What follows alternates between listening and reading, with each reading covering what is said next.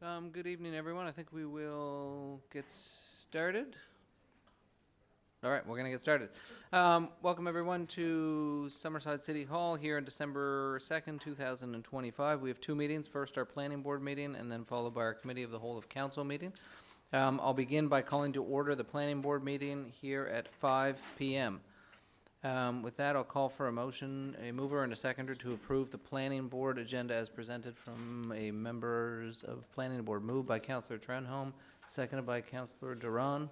Great. All members of the Planning Board in favor of the agenda as presented, please indicate by saying aye. Any changes or revisions? Seeing and hearing none, we'll now move along. We begin each one of our meetings here at the City of Summerside by acknowledging the land upon which we're gathered is unceded Mi'kmaq territory. Abbotsford is covered by the historic treaties of peace and friendship. With that, I'll ask for any member of council to declare a conflict of interest with respect to the item on this evening. Councillor Trenholm. Yes, I just wanted to declare a conflict for the only item on the agenda for Planning Board, number 5. Thank you. Thank you, Councillor. It's noted with the clerk and will be in the minutes.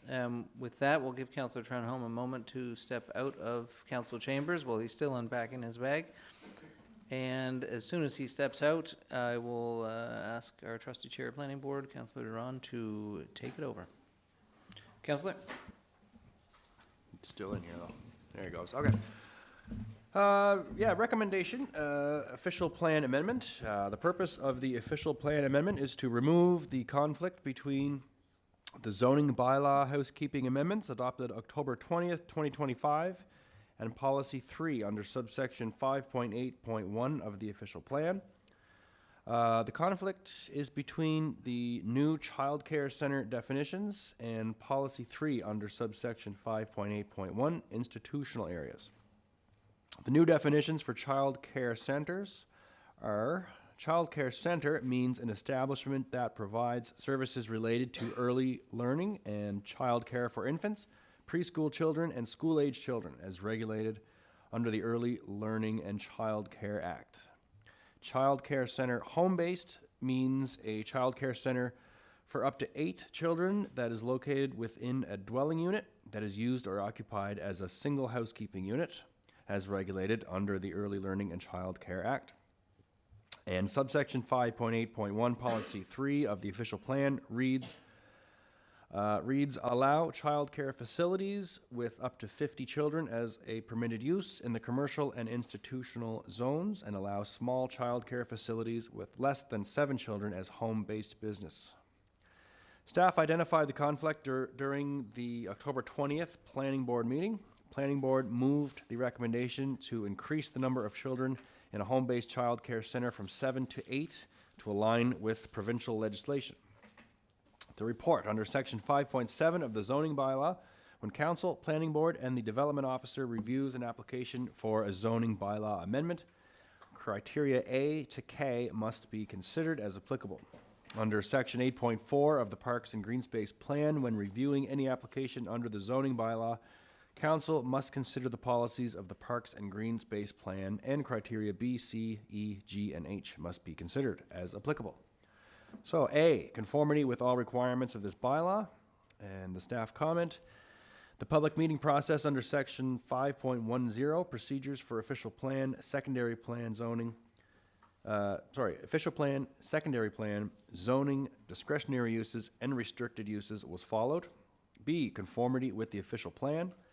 Staff comment: the intent of the proposed amendment is to broaden the policy. The intent of the policy is to allow childcare centers as a permitted use in the commercial and institutional zones, and to allow home-based childcare centers.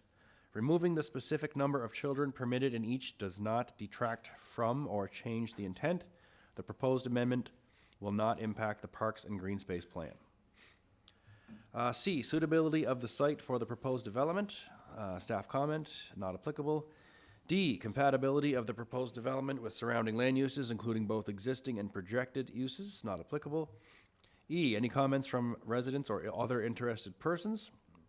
Staff comment: staff posted the proposed amendment in the Guardian on October 24th and 31st to advertise for a public meeting on November 17th. Staff received no comments. There were no comments from the public during the public meeting on November 17th. F, adequacy of existing water, sewer, road, stormwater, and electrical services, city parking and parklands for accommodating the development, and any projected infrastructure requirements, not applicable. G, impacts from the development on pedestrian or vehicular access and safety and on public safety generally, not applicable. H, compatibility of the development with environmental, scenic, and heritage resources, not applicable. I, impacts on city finances and budgets, not applicable. J, other matters as specified in this bylaw, not applicable. And K, other matters as considered relevant, not applicable.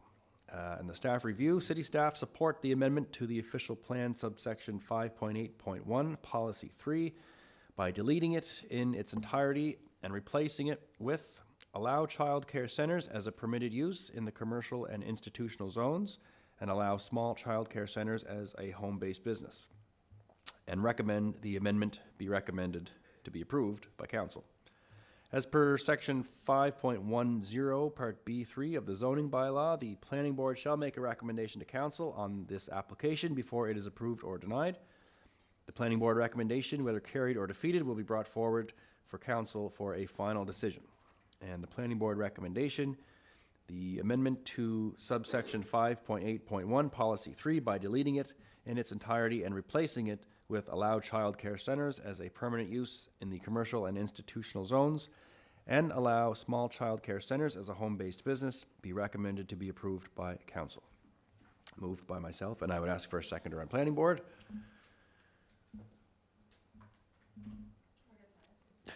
You don't have to. Councillor Adams. Any questions? Seeing none, I will ask members of planning board in favor to please say aye. Aye. And opposed? Hearing none, that will go to council. Great, thank you, Mr. Chair. With that, we'll adjourn our planning board meeting of December 2nd, 2025. Yeah, absolutely, sure, why not? I know, I just want to introduce Cody. Some of you may have met Cody working in a couple of different committees. Linda is going to retire in the next, we'll say, a couple of months. So Cody was working with us previously. We did a competition. Cody was a successful candidate. Cody grew up just outside Summerside in this region, was working for us for the last 3 years in the GIS capacity. So Cody was a successful candidate, has been doing the role for the last while. The plan is for Cody to work with Linda to deal with developments that have been, I'll say you guys would have processed or seen in the last couple of months and follow those through. We'll be still finishing through with Linda. He's learning off of that. Any new ones that are coming in, Cody's been taking the lead on them with assistance from Linda and Megan as well. So for those of you that haven't met Cody, you'll be seeing lots of them. This is Cody Dunn. Thanks, welcome, Cody. I'm not gonna put you on the spot, don't worry. I thought about it, but that would be not kind of me. All right, so we'll call our committee of the whole meeting to order here at 5:08 p.m. Call for a mover and a seconder of council to move the agenda as presented. Deputy Mayor Snow, second by Councillor MacDougall. All in favor, please indicate by saying aye. Any opposition, changes, or revisions? Seeing and hearing none. Move on to item 3, conflict of interest. Any member of council have a conflict of interest to declare with respect to any of the items on here this evening? Again, seeing and hearing none, we'll move to item 4, committee reports and recommendations. We'll start with Finance Committee. Chair, Councillor MacDougall. Councillor. Thank you, Your Worship. I have a short report here. The department, Finance Department is working on the 26-27 budget, and staff will be presenting to council in early February. The community support applications can be found on our website, and they're due on the 15th of January. No, I'm sorry, January 2nd.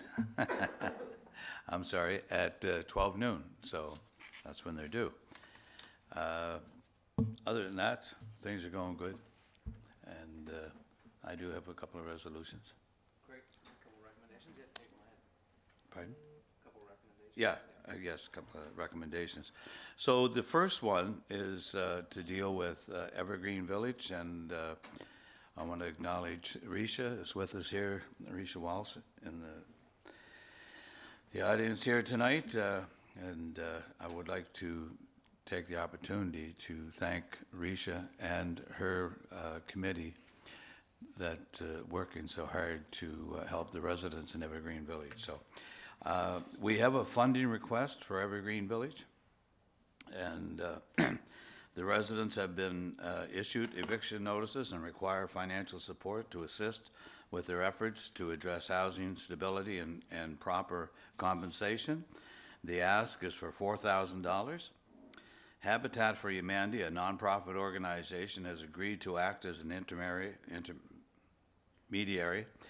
for the collection of the funds and to allow Evergreen Village residents to have equitable access to due process as they seek representation under the Residential Tenancy Act, PEI.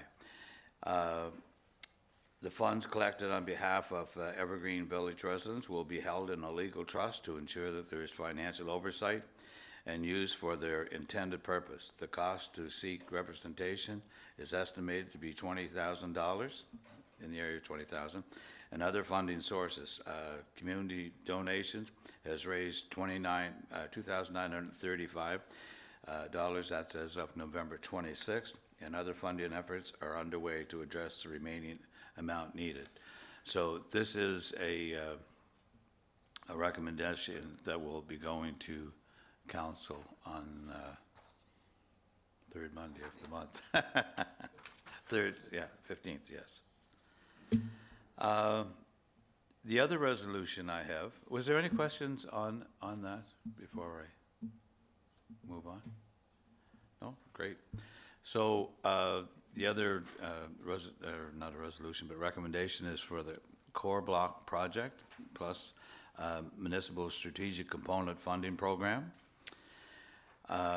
The City of Summerside was awarded funding of $280,350 under the municipal strategic component of the Canada Community Building Funding Program.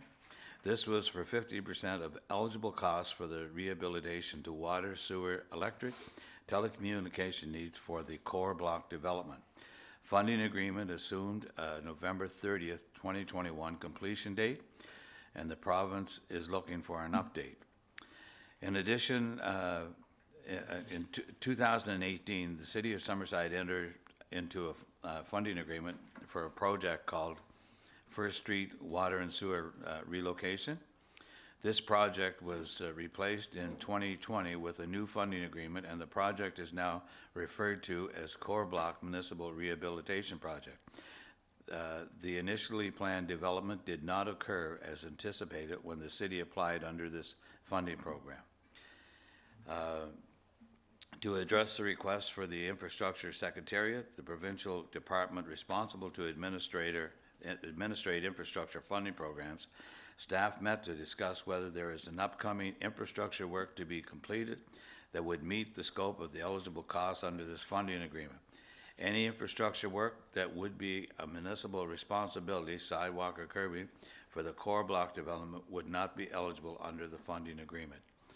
So we will be recommending that this go to our council meeting. It's, this is money that we won't be able to use, so will be given back, I should say.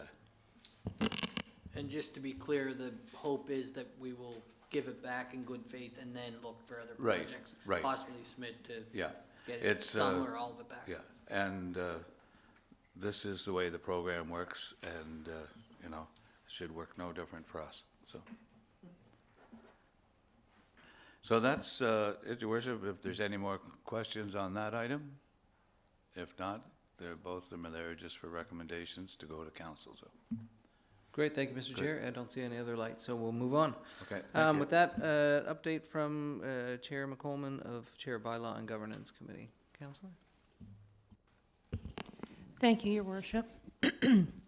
I just want to remind the committee members, which is Deputy Mayor Snow, Councillor Cameron, as well as the HR staff that are doing the policy research, that the meeting will be this Wednesday at 1 p.m.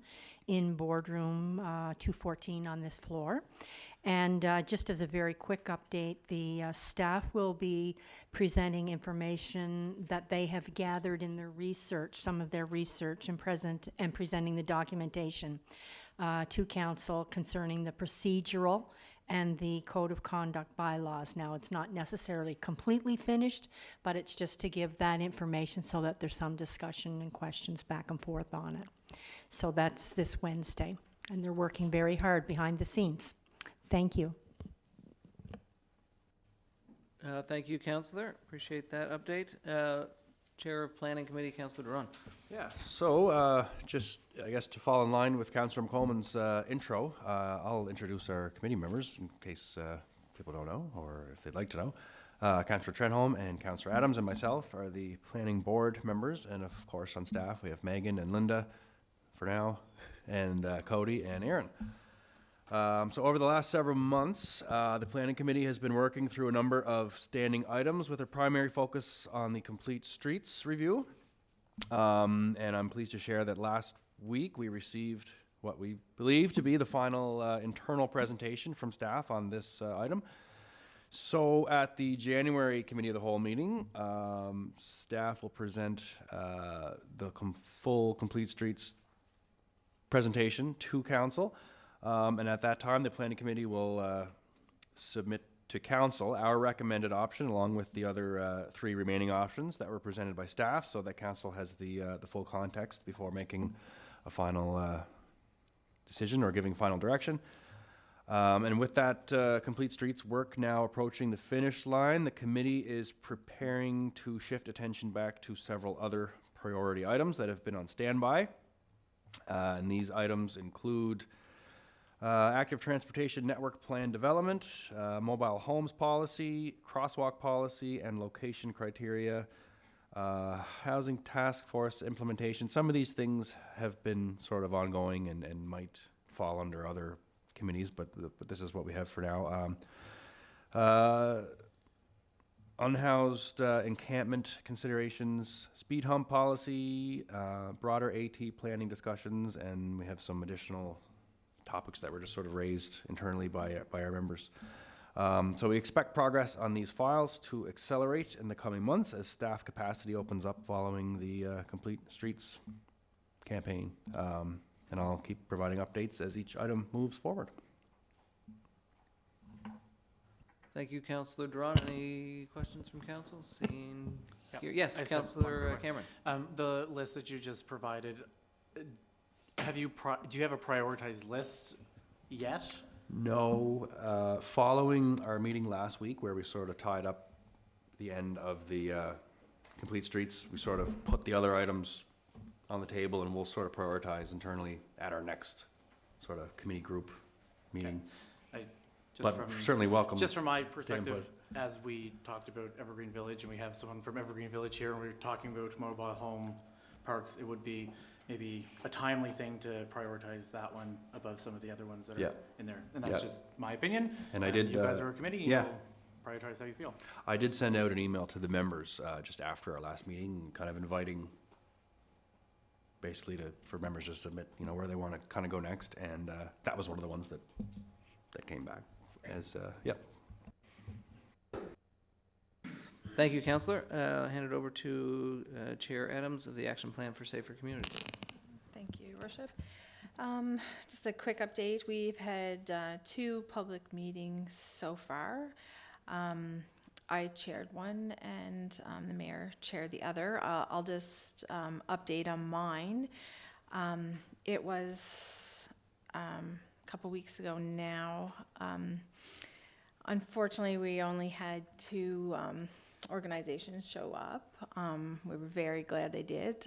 Meals on Wheels and the John Howard Society were in attendance to chat with us about what they see going on and like some considerations they were wondering would be possible in the city to bring forward. And I know I'm not saying that participation was low to try and guilt people into it, because I know everybody's very busy. very hard for anybody to find volunteers to get things going now, and everybody seems to be busy. So as a result, before we have our third one, the committee was going to regroup to see how we should handle the meetings going forward, just to make sure we get the best bang for our buck when we do get everybody together. Your Worship, did you want to update on the meeting that you chaired? Yeah, I don't think there's a lot else to add there, Councillor Adams, except to point out as well, the first meeting, which was our open house public meeting, had about 60 people, and what we've found is the stakeholder meetings have been less well attended, and certainly look forward to the conversations that we'll have as a committee. One consideration we're looking at is whether we move ahead with the preparation of a report and use that as we further engage with stakeholders in the community. So, yeah. I think that's where we're at, and it continues to take along in the right direction. Thank you, Councillor. With that, I'll hand it over to Councillor Trenholm, Chair of Parks and Greenspace. Awesome, thank you. Yeah, just short update here. As we're aware, we didn't get any applications for the RFP for the Parks and Greenspace, but we have put together an application for the Climate Challenge Fund that's administrated through the province. So I believe the deadline is this week. So the application is looking pretty sweet.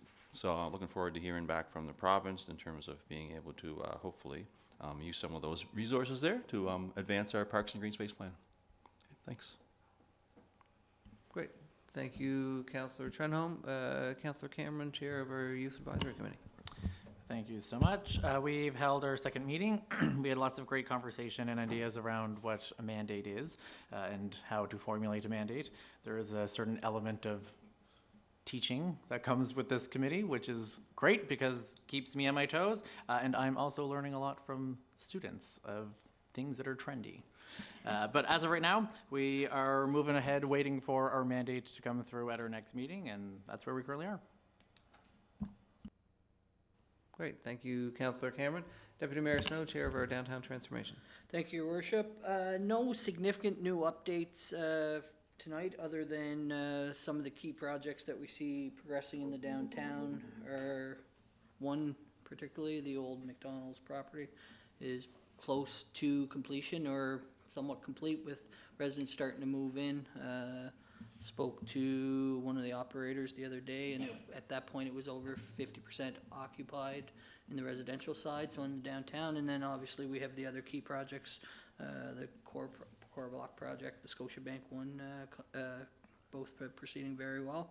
I do have a couple meetings this week. It pertains to the downtown and moving transformation forward in the downtown. And then from those meetings, some recommendations will be coming back to council and our implementation committee for budget discussions.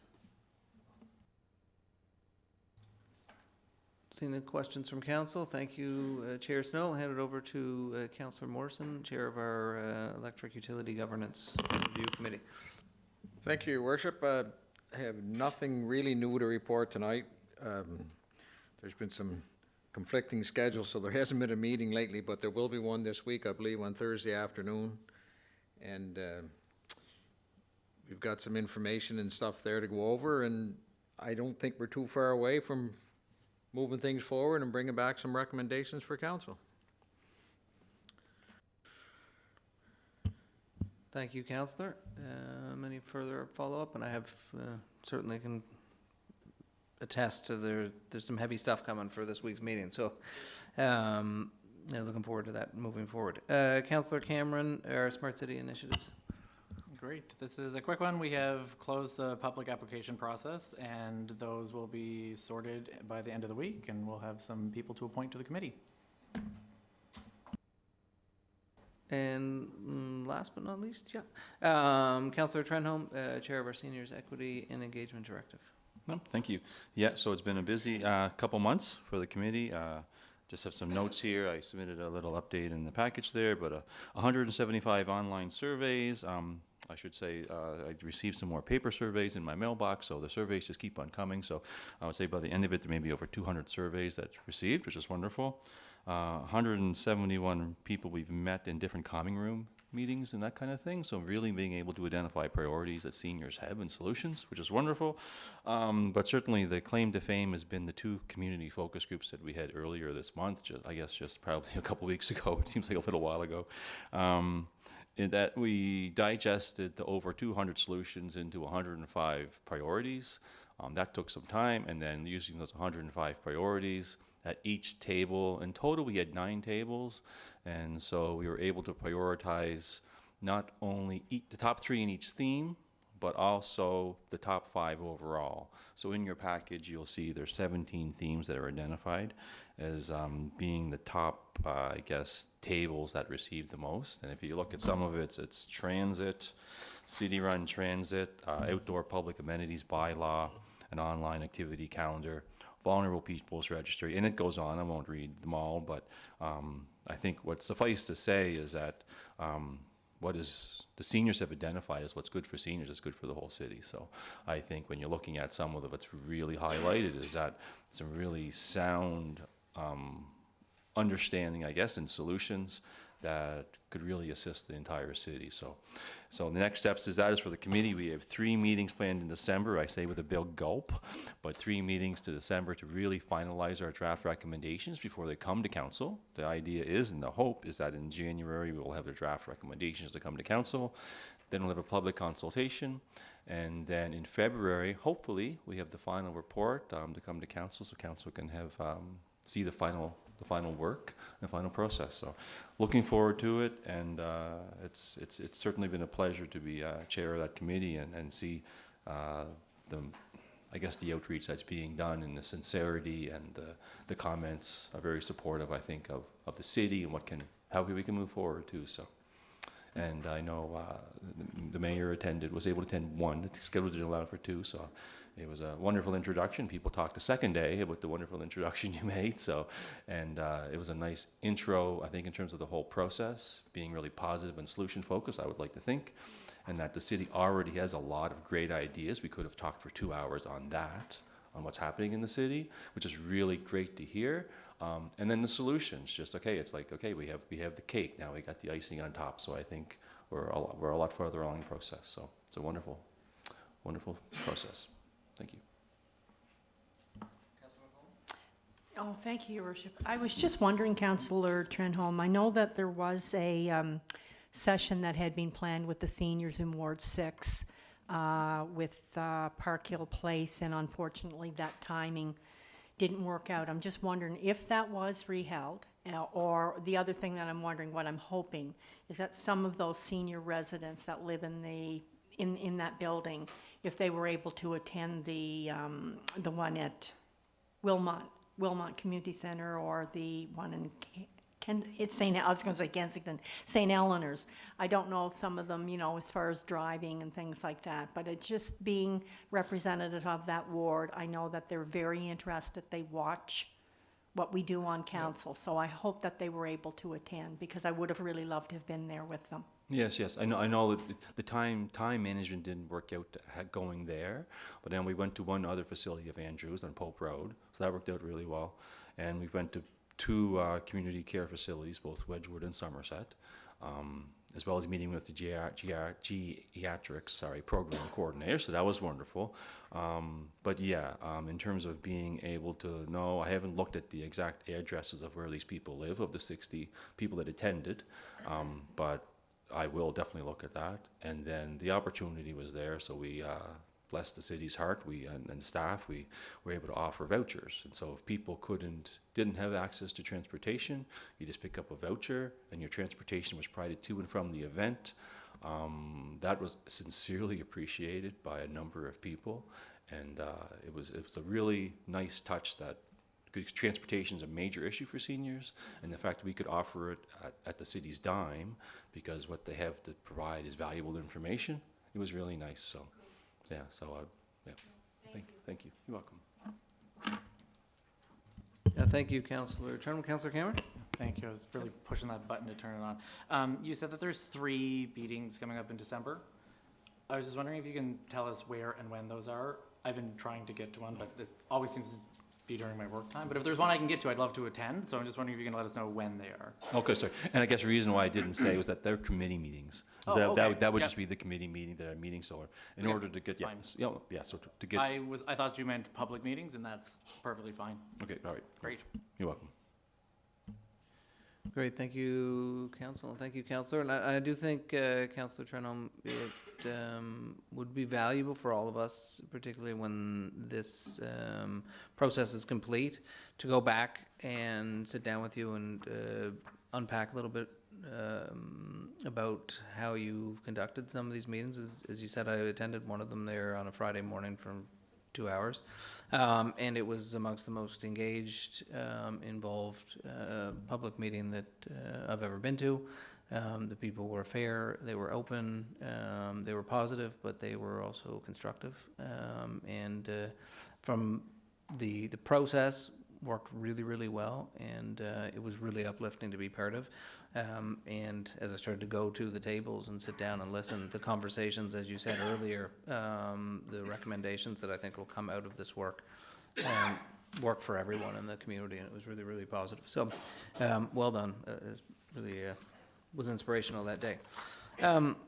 We now move on to staff reports and recommendations. We have a presentation from Megan Williams of our planning department on half design guidelines, a pilot project, and Director MacDougall. I'll hand it over to you too.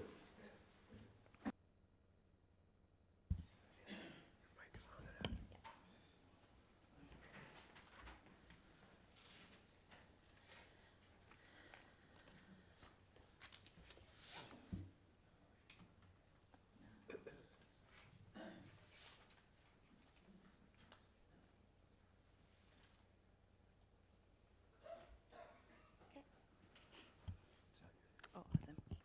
Good evening, Your Worship and Council. Super excited. This is one of the last pieces of the HAF program to finish. I'm sure you guys are also just as excited. So the majority, outside of the design guidelines, the majority of the remaining work under HAF is administrative. So you'll be getting basically just like periodic check-ins to share how the incentive programs are progressing. Today, we're bringing back the design guidelines. So to summarize the discussions we've had to date, we introduced the concept and a draft of the design guidelines to Council on September 2nd. On the 15th, we came back to Council to request direction, and so Council gave staff direction to engage the public.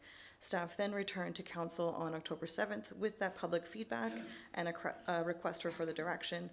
So at that time, Council gave staff direction to proceed with drafting the guidelines as a pilot project. And so just as it's been a while, I'm not gonna ask Council to, for a decision today. I'm just bringing back the information that was previously presented, just for a refresher. And I'll explain what the design guidelines are, where and how they're to be used. You'll have a chance to ask questions and to provide feedback so that when I do bring the guidelines back on December 15th, you'll have had a bit of time to consider them and then the decision that you'd like to make at that time. Okay, so design guidelines are a method of controlling the look or aesthetics of a new development. The draft guidelines, which were included in Council's agenda on agenda package on pages 22 to 32, include controls for site elements and building elements. Site elements could include things such as landscaping, bicycle parking, and the screening of waste receptacles. So site elements are in essence how the property around the building looks and what amenities are provided. Building elements could include things such as distinct entrances, an indoor gathering space, and variations in the facade. So these elements are meant to make a building more attractive and to better integrate it into the surrounding community. So we've been tasked through HAF with adopting design guidelines for 3 types of development, which are missing middle, mixed-use multi-unit, and then developments applying for a density bonus. And so as a reminder, I've popped up on the screen here, the Summerside zoning bylaw defined uses for missing middle type housing and mixed-use multi-unit development. So what is being proposed is just a single guideline document that covers all 3 of these types. Before I progress, were there any questions yet? For sure. Question. So, like, what's here, is this going, Oops. like, where is this going to be seen? Like, what are design guidelines? Is that going to be handed out somewhere? Yeah, so what the idea of the design guidelines pilot project is it'll be tied to certain types of development. And what will happen is that the applicants, when they make those applications for those types of developments rather, they'll be required to integrate some of those design guidelines into their plan. I'll talk a bit about it further later on in the presentation, but basically those applications will come back to council for decision. And we can kind of talk about what that looks like. I'm just wondering about the use of the word controlling. Mhm. That's sort of intense Okay. for me. I Okay. don't know how everybody else. Simply put, they are a method of controlling the look of the building and the site. The word controlling doesn't seems pretty harsh. I don't know. It's just me. I'm just thinking like, anyway. I'll make a note of it, and then we put it up to the public. I'll put like guiding. I had a question here. Yes. I just seen in the permit list that went out, there's a 4-unit approved for a corner lot off at Tupper. So did anybody approve the design? Did anybody see the design? Did anybody approve it? So the design guidelines, we're proposing to run it as a pilot project. So they'll propose to apply to developments that have a major variance. So the 4-unit, I'm assuming it didn't have a major variance to it. It's not gonna apply to every one of these categories, it's even a narrower category that she's gonna get into to say, as you said, a discretionary use or a major variance. And those ones, So- a discretionary use or a major variance, those types of things already come back to council for a process. Right. So those are the only ones that this design guide pilot will apply to. So you'll still be involved and aware of how the pilot is rolling out, and So if it's a regular lot we are not. and we're it not fits, controlling the or 4-unit fits Yeah. on that corner lot, which, Yeah, or a townhouse or a duplex, if it's. so fitting you within- they don't have to go by any guidelines? Correct. They just It's build only what the- they want?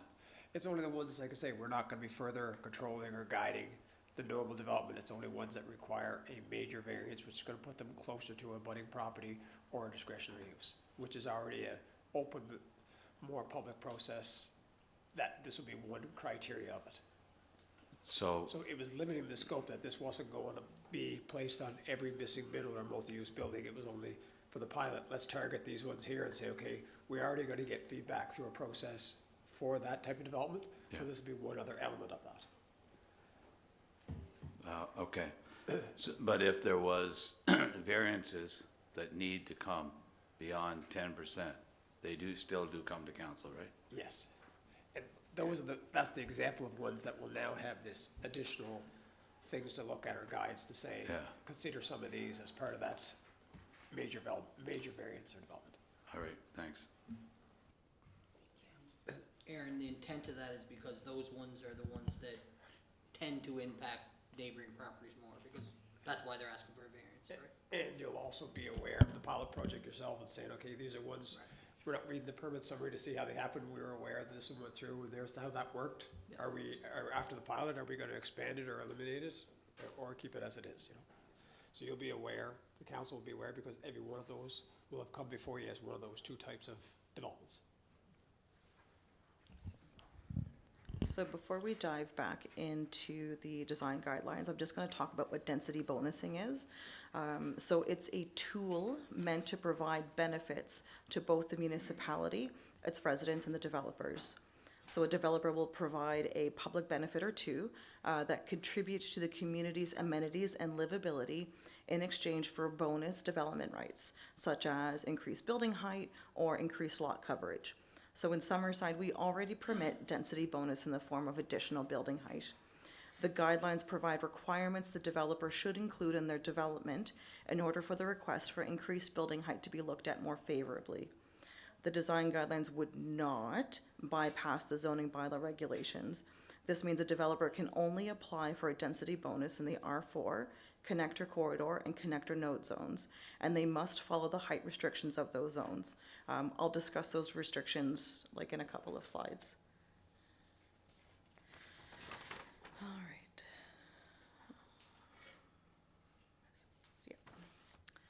All right, so just as a reminder, we're proposing to introduce the design guidelines as a pilot project and to restrict which developments the design guidelines would apply to. So the pilot project will run until the end of December 2027, when we'll come back to council with a summary of how the design guidelines were implemented, how they impacted development, and how to open the discussion around whether council would like to continue using the design guidelines.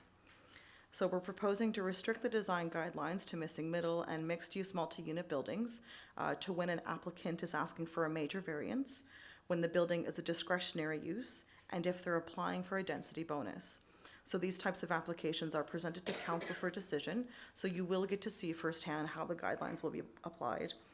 This method will allow us to kind of test the design guidelines and to see how they can operate without affecting every single development in the city. So it's really, we're just kind of trying to dip our toes into the water without, the worry is that it would negatively impact like the majority of the developments we have coming through, and we don't want to slow it down. We just want to make sure that we have all of our ducks in a row before we talk about opening it up wider. I'm not really expecting council to see many applications, probably 1 or 2 major variances a month, and I'm expecting there to be no applications for the density bonus. Any questions on that piece? Just one. So we approved the 4 unit in an R1, and you just said that there'll be no density bonus or height given to R1? Yeah. I'm just not sure what you said there. Yeah, so the density bonus, so in our zoning bylaw, we already have a bunch of height restrictions. Right. There are allowed variances in a couple of the zones, so that's the R4, Right. the connector node, and Yeah, but in the R1, where we're talking Yeah. for a 4 unit, is what I'm talking about. yeah, so there's no height exemptions there, so they wouldn't be allowed to come in with, say, I can't remember what the height restriction.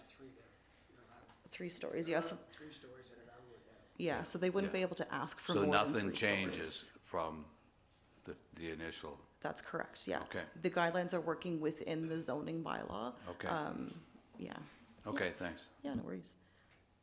Anything else? Perfect. Okay.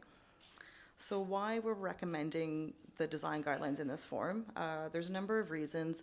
So it works within the existing regulations of the zoning bylaw and the official plan, so we don't have to amend either document. It's a slow rollout, which allows us to trial them and work out any issues without impacting all of the developments across the city.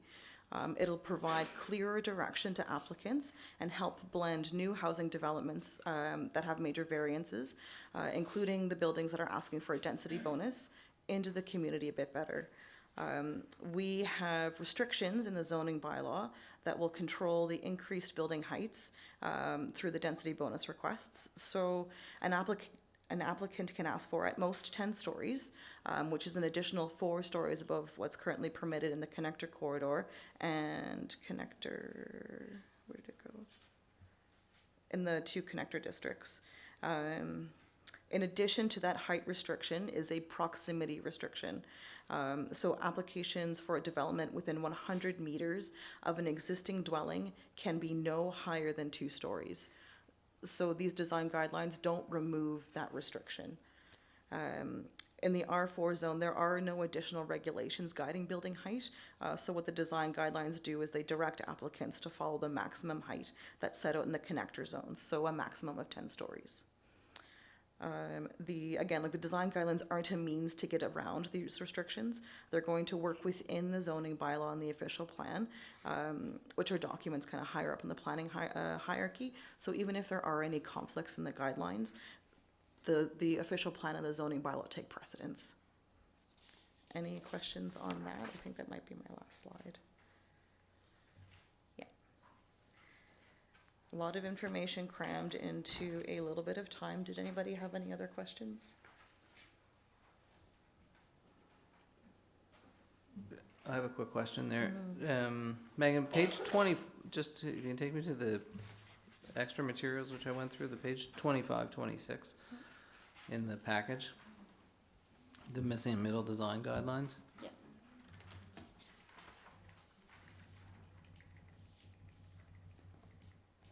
Okay.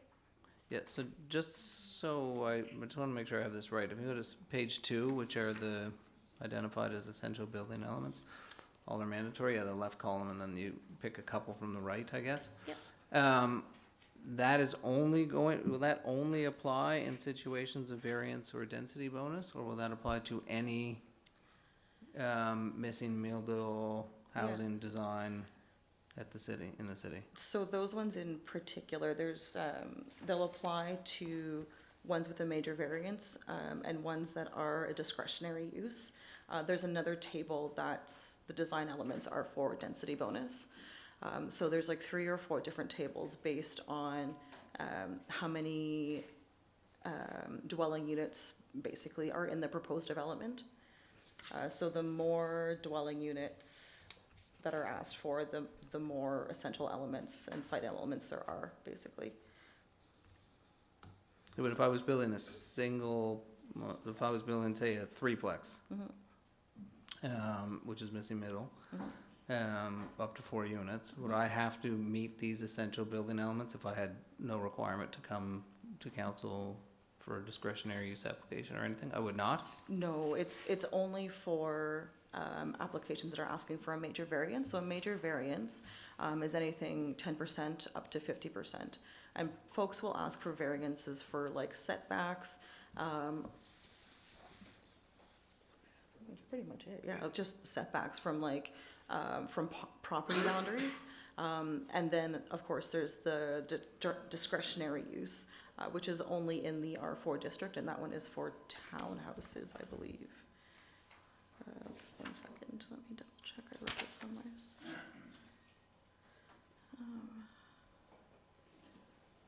That's okay. And the rationale again for not including this in all missing middle housing design? It was just for the slow rollout, just so that we weren't impacting every single development. Of course, if council wishes for it to apply to every missing middle house, that is completely at your discretion. We can make the appropriate changes to do that.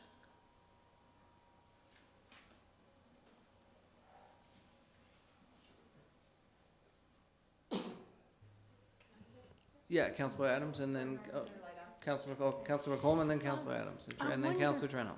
Okay, I wonder, Megan, could you go back to the last part of the presentation when you asked if there was any questions? Before that, okay, but the guidelines, okay. I know this is going to sound really corny, but I appreciate the fact that you said that, like, it's a lot of information to take in, but I'm haunted by the fact that a lot of this information is coming forth. We're hearing it, we're taking it in, we don't have a technical background. And my question to you, and I do not mean it in any kind of a chastising way, I think it's a lot of work that you've presented and done well. But I'm wondering, when you talk about slow roll, and when you speak of if it doesn't have to come back to council if it meets the criteria, here's my question. We've ran into this before, where we think we're doing a good job and whatever, and then all of a sudden, from the residents. And my concern is we're looking at this on the design guidelines for the Accelerator Fund, we're looking at it rolling out into 27. But when is this information going to be clarified and available for questions to residents? Because we can't answer those questions, and we're taking this in, but we're not technical service people. Does that make sense? Like, is there going to be an opportunity for residents To to hear this learn about it? information? I mean, it's, the public meetings, they are, like the council meetings, they are public, right? But what I can do as well, and what I have up on the website now, is like an FAQ for the design guidelines that breaks it down for folks to read if they wish. I can take another look at it. I put it out a couple of months ago, so there may be some changes to it, but I can double check. I can take a look at it. I can make sure that it's in laypersons and provide it to council to have for themselves. But if there is a request to have like an engagement session with the public or with developers, like, we can do that. Well, I guess the reason why I'm saying it, and I don't want to belabor it, but there's a saying, fool me once, shame on me. No, fool me once, shame on you. Not you. Fool me twice, shame on me is what I'm thinking of.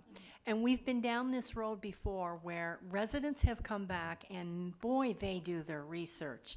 And they have a lot of information. And sometimes it's information that we're not, we don't have that. So I'm just trying to make sure that there is some type of a vessel or an avenue for residents to ask questions, to get information before we go through this song and dance of making a decision. And we feel that we're not hearing from the residents until we're at that last point. I personally, I would really appreciate that. And I reiterate, I know the department and you have done a lot of work, but I just personally don't want to get down that road where residents are upset and they feel like we haven't told them something. We did reach out to the residents, so I think it was during the September 15th meeting, we did have a request from council to go to public. So with that feedback, I did post something online. We posted something on our social media. We received one comment from someone just having, they voiced their concern about the height. And so that height restriction was put into, that height consideration was put into the design guidelines out of respect for that request. Yeah. And again, I'll just close. I'm sorry, Your Worship. I just want to make sure you know that we really appreciate the information you're providing. And this is a tough role for you because you're bringing this and we're asking questions. But it's just that I feel like we have to ask questions. And if we're not technical service savvy, such as the department staff are, we need to ask them, even though they might sound stupid or whatever, because I know we will hear it from our residents. Okay? Yeah. Thank you. So I guess just like a follow-up question. So is there anything in addition to that bit of public engagement and the suggestion to provide more information on the website that council would like to see? Not sure yet. Let's let that percolate while we Okay, work okay. through the other questions here. Councillor Adams and then Councillor Trenholm. Okay, Councillor Trenholm. Oh, there. Finicky little buttons over here. I know when I read this the first time, it feels like almost a year ago, to be honest with you, right? And I'm looking at these, I think I was almost blushing, because I think when you can have the elements down like this and choosing one, it kind of simplifies it to me. Like, I think it's a good process, and I think the slow rollout seems to make sense though. Like, maybe it's a good idea to find out what's working, what's not working, and then maybe if council's so inclined to look at maybe making it across the city, I think that kind of bodes well. But the reason why I really rang the buzzer here was I'm curious in terms of page 20 of the package, and just at the bottom, just speak to that the proposed requirements for density bonusing option in Summerside are to, second bullet, require 20% of the residential units to be affordable housing. So could you just expand on that, please? For sure. So it'll be one of the requirements. So if somebody comes in and says, hey, like I've got a 6-story building, but in order to make this work, I really need 4 stories. We'll say, okay, cool. What you have to do is you have to make sure that 20% of the units, the residential units in this building are affordable. So we would, we'd probably follow the same process that we do for the affordable housing policy in terms of tracking and making sure that those housing units rather are affordable and they stay affordable. And then in addition to that 20%, they'd have to have those design and site elements included. Welcome, thank you. And I guess back to some of your comments, I guess, Bruce, the example we'd use that you brought up, if it was Tupper, they were looking for a major variance, and through the process that we go through in the next year, that they find those are owners they don't want to do, they do have an option then to just shrink their building so it's not a major variance and not have to do these elements that when we go through the process. Like, the intent was to make it I'll say a soft entry into some of these that may be contentious or deemed controlling or over-controlling, and say trial on these ones that there may be some until you work through a set of rules, you don't get the full gamut of how they all work and how they apply to everything. So this was the trial or test area to say those are ones that you guys would be involved and aware. It would be done in a public setting, not just us meeting with a developer saying you have to include these items, so it's more chance for other developers or the public to see that these guidelines and what they are, another, not really an engagement, but someone else wants to follow along in another development, they'll see what these, what's the proper words, criteria or conditions are. Councillor Cameron? Thank you. I was just looking through the blocks here of what is mandatory and what is a choose your own adventure.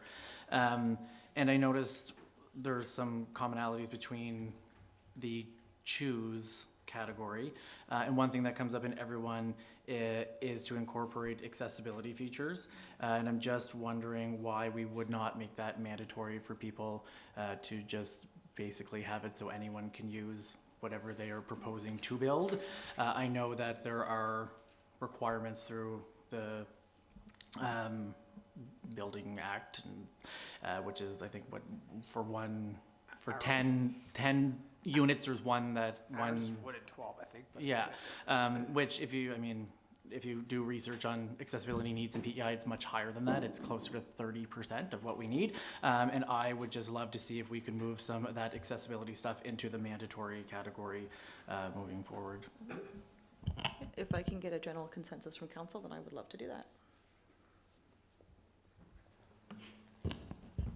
I personally like the idea of it. I would like to see how it may affect development. So if there's, I totally agree, we need more accessible units, but if by doing it, we're then turning development away and we're not having the units be built for people. For example, if we need more, if we require more accessible units in a building, and that then creates a larger cost for the developers, and it restricts development, then that would be not positive either. So just, I have no issue with it being added, provided it didn't have a negative impact coming back, I think.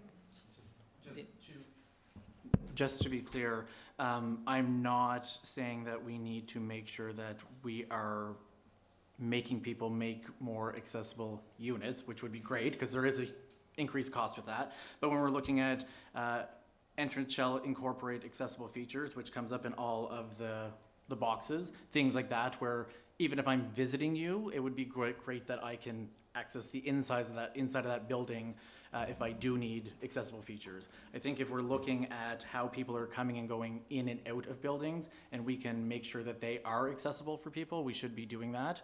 I completely agree that there are certain costs that come with making every single unit that comes out accessible, and that might not always be fair to developers, but simpler things like making sure that there is a button to press to get into a building, if you have mobility issues or visual issues, those things that are kind of the more low-hanging fruit to put into the mandatory category, I think that we should be looking at that, not necessarily whole units as accessibility. Councillor Doiron, I'll come to you in just one quick second. Councillor Cameron, just to confirm, are you suggesting that for the mixed-use building design guidelines, the multi and the missing middle? And, yeah, those are the two. Yeah, everything that comes up in Those these. two, yeah, pages 23, okay. Okay, Councillor Doiron? Yeah, just sort of a thought on that. I know in our affordable housing policy that we had, or have, we sort of attached incentives. So, like, maybe if it wasn't something that was mandatory, we could, if there was a way to encourage it without throwing additional costs at developers, if there was a way to encourage it, but then still have, you know what I'm trying to say? Yeah, and I think that was my point I was trying to make. It'd be nice if staff went away, did some work on that aspect and brought it back more fulsome than us just saying, yeah, let's do it, and not knowing, to Councillor McColeman's point, the impact when we're getting information. And I think it's a great idea to try to get more accessible units and create more accessible spaces within the city, obviously, but just to know the full impact. So, yeah, whether or not it was an incentive or whatever. Can we clarify that Councillor Cameron's idea was, I don't know, proper word would be accessible access to units, not necessarily the entire units? Exactly, like right here, what Megan just highlighted, like entranceway shall incorporate accessible features. That comes up in all of those boxes, and if my suggestion would be to move that into the mandatory portion, because I just think that everyone should have access to whatever they need. And Councillor Cameron, that would be for all, there's three, right? There's on page 23, the barrier-free walkway to main entranceway in the street. So you're suggesting move that from the additional to the mandatory, and then there's one on page 26, the fourth. Yep. And then one on page 27, about halfway down, the barrier-free walkway again. Yeah, correct. If you look at them, they all kind of have to do with entering a building to make it barrier-free and accessible.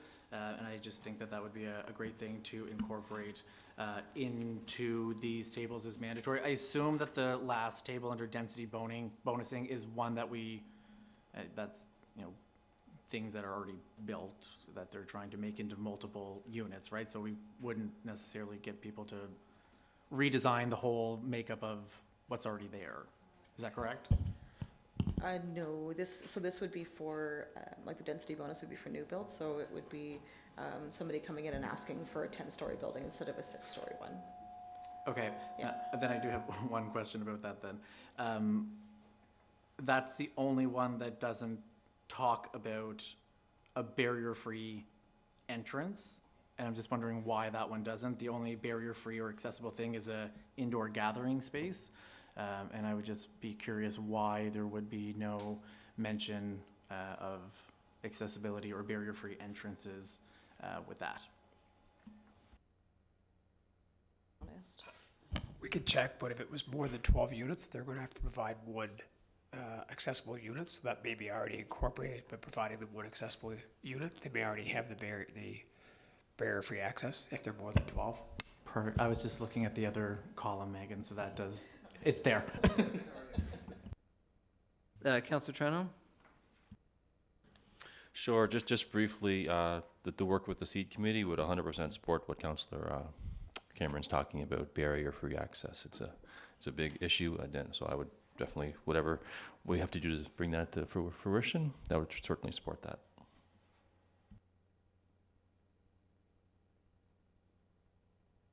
Great. Thank you, Megan and Aaron. I guess I'll leave my last comment. I'm a little concerned that we're not making these mandatory earlier, that everything, and again, when I go to pages 23 to 27, also agree with Councillor Cameron with respect to moving items into the essential elements. One of the trade-offs, I'd call it, for increasing density in our community has been, and I think it was even in a lot of the language we used before, was to make sure that the buildings fit the character of the neighborhood. In a lot of ways, the essential building elements listed on the left column, whether they're mixed multi-unit designs, whether the missing middle designs, do just that and appear to be intended to do just that. So take as an example, page 26, the missing middle up to 4 units, a distinct entryway for each main unit. If provided, attached garages for the main unit shall be separated from one another. In a subdivision, no 2 buildings shall have the same design if they're located adjacent to each other. Same exterior treatment to be applied, lighting facing downwards. Those, to me, if you even go further down into the 8 units, you get into the bay window or balcony. To me, that is the is to meet the requirement of trying to keep within the character of the neighborhoods of the community. I'm just a little concerned that whether they're missing middle or mixed use will get built that don't have those design requirements, and they will not be consistent with the character of the neighborhood unless they're looking for a major variance or having to come to council. So I'm just gonna leave that with council, because I know this isn't the decision time, but I can appreciate the interest in playing it slow. I think that was the language or something like that. But at the same time, I think to Councillor McColeman's point too, if buildings start going up that that don't meet the character of the neighborhood, I don't think it necessarily meets the direction that council set initially when we went through this. And that was certainly a point of discussion, significant discussion. So I'll just sort of leave that with there for council to chew on as well before our next meeting. Councillor McColeman?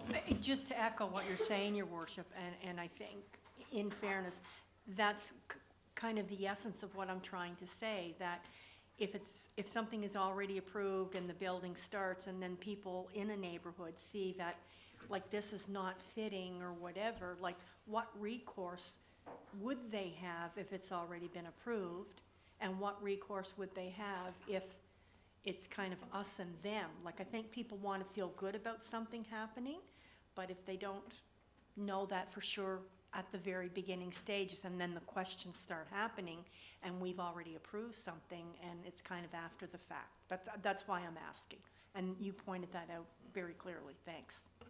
For that, just for a potential option for council to consider would be that all units that are missing middle or mixed or 8+ could come to council for a shorter period of time to be able to get feedback to apply this.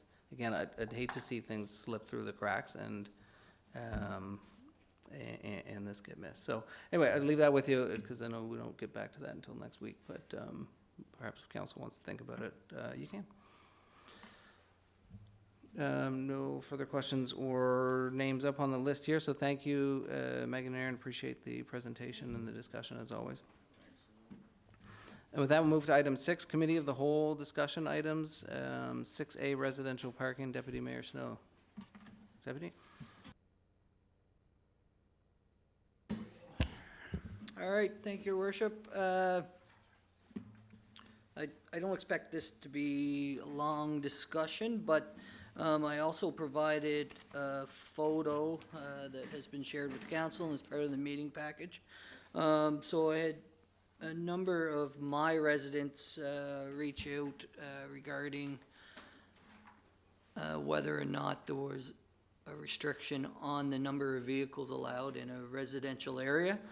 And in talking with residents, I asked them what they were questioning, trying to get an understanding, and then took a drive and quickly realized what they were talking about. When you look at the picture that's in your package, that is a house in a residential area. To my knowledge, it is a single family residential house, not apartment buildings. If it is an apartment building, it might be a 2-unit. But there are, when you quickly count, 13 vehicles with 1 vehicle missing, and 1, 2, 3, 4, 5 vehicles parked on the front lawn. So my question to staff, or my desire of this, is for us to review what we currently have as bylaws in our city and as it relates to parking in a residential area, and what we could do to restrict anything like this happening in a residential area. So we often get rezonings coming forward where people will be coming and they're wanting to build a 4-unit in an area. Previously, we'd get a lot of pushback. We'd always hear traffic, parking, too much traffic. Yet I would argue that we would have more cars parked in this one single-family residential unit than we would at possibly a 12-unit apartment building. So edit this, what I'm looking for now is for something to come back from staff regarding what we can do, what bylaw or policy changes can be made, what other neighborhoods and cities, municipalities within Atlantic Canada, Ontario, wherever, are doing to sort of help with this. There's a number of issues. It's obviously a safety issue if you have 5 cars parking on the front yard and backing out onto the street. You usually know where the laneway is as you're driving. There's nothing stopping a car from darting out from any place in this house. So it is a major concern for me. It's a major concern for residents in areas where this is happening, and I would like us to look at what we can do as a municipality to address it. Councillor Doiron and then Councillor MacDougall. Yeah, I know I was searching for other municipalities in Canada that had sort of no yard parking bylaws, and there are a few, but I had a question, I guess, for staff, just wondering if cars parking on a yard would have any impact on underground infrastructure. Like, would there be a risk of damaging pipes or anything like that? Because there is wording in other municipalities' bylaws that do sort of have that as a reason. I'm just wondering if that's, from our staff perspective, a valid reason for us to have the same sort of policy. Quick answer, I'm not sure. The infrastructure under the ground in residential areas is typically owned by the property owner, so it would be up to their discretion whether they felt it was worthwhile for them to park on their own infrastructure or not, but I'm not sure. We can certainly add that to the list of research ongoing. I'll let councillors continue to speak, and then I can talk where we're at in terms of staff perspective. Yeah, thank you, Your Worship, and thanks, Deputy Mayor Snow, for bringing this up. I do have 2 or 3 locations where a similar pattern is happening, and at a recent meeting I was at, I had something fall out of my book and my case, and it was a clipping that I had cut out of a paper here not too long ago. Well, I shouldn't say, a couple of years ago, and it was to do with the city of St. John. The city of St. John had this problem, and I seen where they were looking to change the rules to fix this.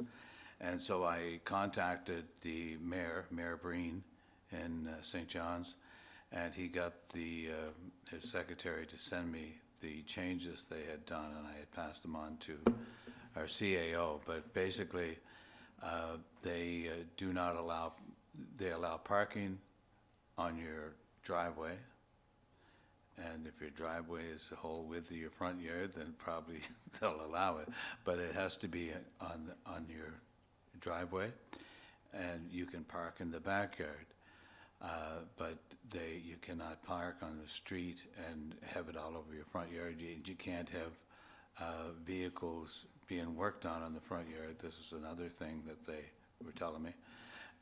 But it is on a complaint basis only. So they don't go around looking for it, but if they have complaints from residents, they act upon it. And he said it's working fine, so I did pass that information on to our CAO, and I'm not sure where they are with it, but thanks for bringing that up. Councillor Adams?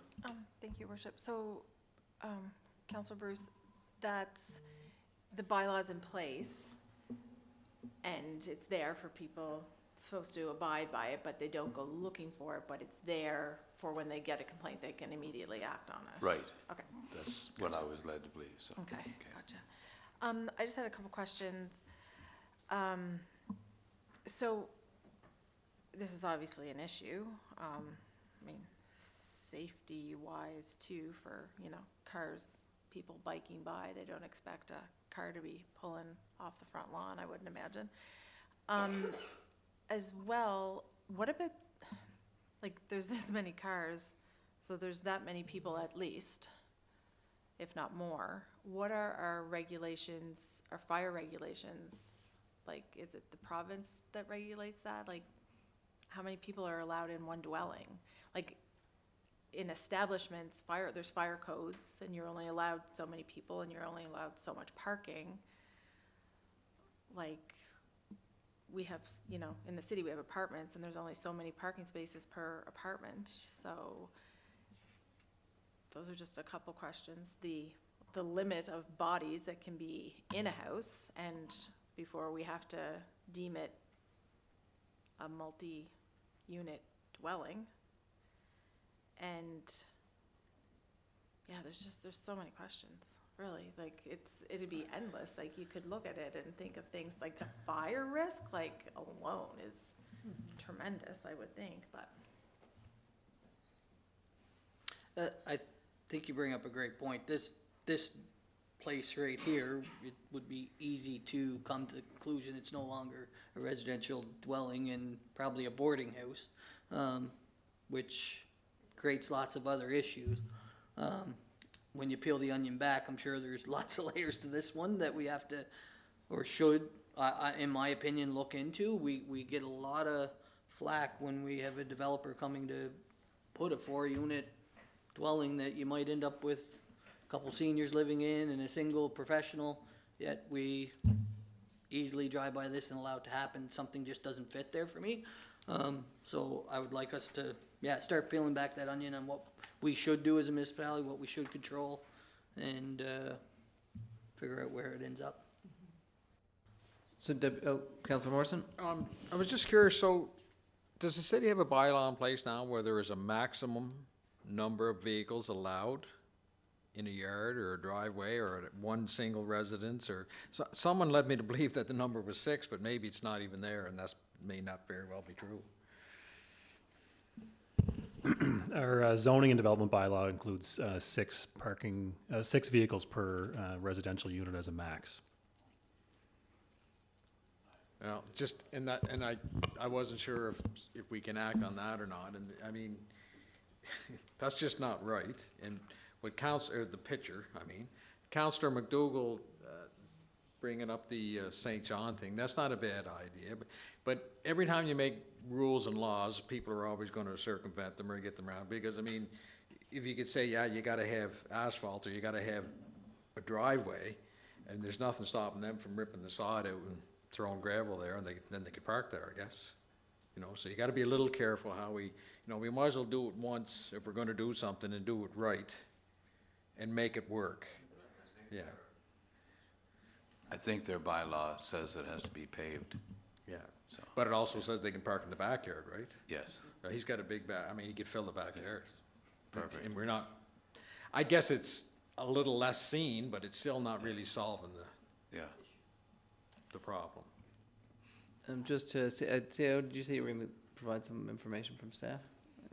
More just a summary of kind of where we are, and I sound like a bit of a broken record on a lot of these items, but we are under review for a number of our bylaws, and this topic within both our zoning bylaw and our unsightly premises bylaw has now been raised with our policy analyst.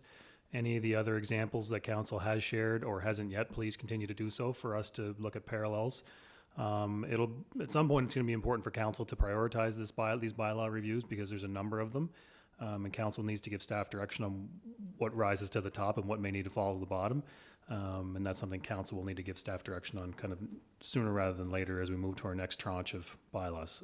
They can be timely, but also very important when council wants staff to have the ability to deal with these types of issues. We need bylaws to follow back on to do so. Councillor Adams, you have your light on? Is that Yeah, so it's like somebody had mentioned there, like, well, you could just gravel the whole front yard, but don't they have to get permits to change the driveways? Like, I just can't go make my driveway longer without going to the city, but mainly because I have a ditch, but anyway. I said mainly because I have a ditch. But don't we have, I guess, yeah. Like, isn't there something that people have to come to the city to change their driveway when the driveway's going out onto city property? I'm not sure, but it would be valuable to have the committee look at it when the committee's looking at integrating this into the unsightly premises bylaw work. And Deputy Mayor Snow, is that what you're looking for direction to send this to Councillor McColeman's committee to add to the work that's already underway there? And I would just take a quick note, Council, we had tried to get together this December, but I think it's going to have to be in January now, where we are going to have a council sit down and go through all outstanding items sitting at committee. There are 12 months until there's a new council. Even if it's the same council that is here today, it's still a new council. So there is only a limited amount of resources and time. So this will go into that piece, and then hopefully council can, even using Councillor Doiron's summary there are a lot of items, can choose which ones they want at the top of the list. But it sounds like, Deputy Mayor Snow, you want this to go to bylaw and governance as part of the conversation and discussions that are already underway around unsightly premises, which is probably where this would fit. Correct, yeah. Is council okay with that going to that committee with that direction? Great, thank you. Thank you for all the memories as well of Shea Heights and St. John's, which is why they don't automatically apply it. They would ask for, because everyone in Shea Heights would be quite upset if they went and took their vehicles away from the front yard, because that's how it is there. And Councillor Morrison's point of people paving the front driveway, grew up in many Italian and Greek neighborhoods, and that's what the residents did so they could sweep the front lawn and keep it cleaner. Jesse, no one parked their cars there, though. That's the grandmothers wouldn't allow it. Move on to item 6B, which is removal of right turning lane water and Queen. Councillor Adams put this on the agenda. Councillor? Thank you, Your Worship. I put it on, but it was sort of on behalf of council. So I'm not sure how you want to go about introducing this. So the issue is a right turn lane was removed on Water Street without public consultation or notice. The lane was removed without advising council, residents, businesses in the area, or the Downtown Transformation Committee. Did you want me to read what I submitted, or how do you want to go about it? I don't think so, Councillor. That's in the package. So Yeah. we have Director Aaron MacDonald here. Perhaps we can hear back from staff first, and then council can then have continue with the discussion. discussion. I think that everyone is up to speed on the issue. If anyone in the public is joining us, the submission is in the meeting package.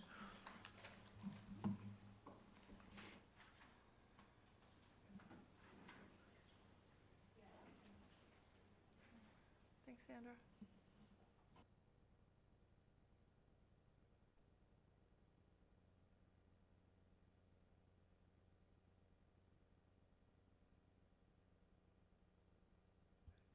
Okay, good evening. I just took those questions that were down at the bottom of that submission, tried to provide some responses to them, and just took a couple of screenshots to help us, if somebody ask a question about what direction we'll be able to hopefully better navigate the area we're talking about. Sorry. So the first one was, what about removing the right turn lane makes it safer for drivers and pedestrians? For drivers, we're reducing the amount of, I'll say, overlapping in the opposing lanes for right turn. So where this view that we're looking at is with the right turn lane still here for a vehicle, I'll say towing a rig or a larger vehicle to turn right around here. In order to make the maneuver, they were swinging partially into this lane, but they were also swinging into the two lanes coming up Queen Street, into the left turn lane as well as the straight through lane. So those were maneuvers that were happening when larger vehicles were trying to. So by moving the vehicles, those larger vehicles over to here, we're reducing the amount that they're going to be into those opposing lanes on Queen Street and for the left lane and the straight lane. The other part is it allows more room for the vehicles to be off of the sidewalk and limit damage both to the poles and vehicle damage. I don't know, this is the... So now when you get up here, this is the one that was moved ahead another part of a car length. This is where the vehicles were swinging right, and they'd be partially into this lane and partially into this left lane, although this left lane is pushed down here quite a distance, and that's why it was pushed down to allow room for the larger vehicles. This is in the street through from this past October, and this is the traffic pole that's here, and this base here that I've circled in green is where another one of these decorative black lights, those are the poles that have been routinely getting knocked down. So I guess where I was marking the X on the other one was for pedestrians. So the second part of the question was safer for pedestrians standing on the curb at the crosswalk. So this is the location. The lines are faded here on the crosswalk, but the red X would be where a pedestrian would be standing waiting to cross. And obviously vehicles came and took out this pole. So if the person happened to be standing there, they were certainly in the line of fire or contact from being a pedestrian vehicle entrance. So again, just to say, if I'm sitting here in the right turn lane, turning right, you cannot see around that location where those poles are, and you're not going to see if someone's standing there and people are going around that pole. And so that's that part. Who conducted the review and supplied the results? Various staff were involved in conducting the review. I went over the options on site when trying to locate a spot for the bollards, and I'll get into the idea of the bollards after. There was no official report. We didn't commission an outside entity to do a report. We used turn lane software to, how I describe it is you put in the actual layout of the intersection, computer software, you can pick a car, a truck, a tandem, a tractor trailer of different sizes, and you pick the lane they're coming from, where they're going through, and they will give you the travel path, it's called, to show where they're actually, and you can tell if they're going over the sidewalk or going over the opposing lanes. Then we move them over to this location and run the same. So those maneuvers were determined which would limit the amount of traffic or large vehicles traveling in the wrong direction or the opposing lane and staying off of these curbs. So that was the options that were, as far as the report and the review that was done. Sorry, I'm trying to make a few notes with a few questions there to make sure we're covering off. We did also have a consultant come up and review the signal timings in the intersection.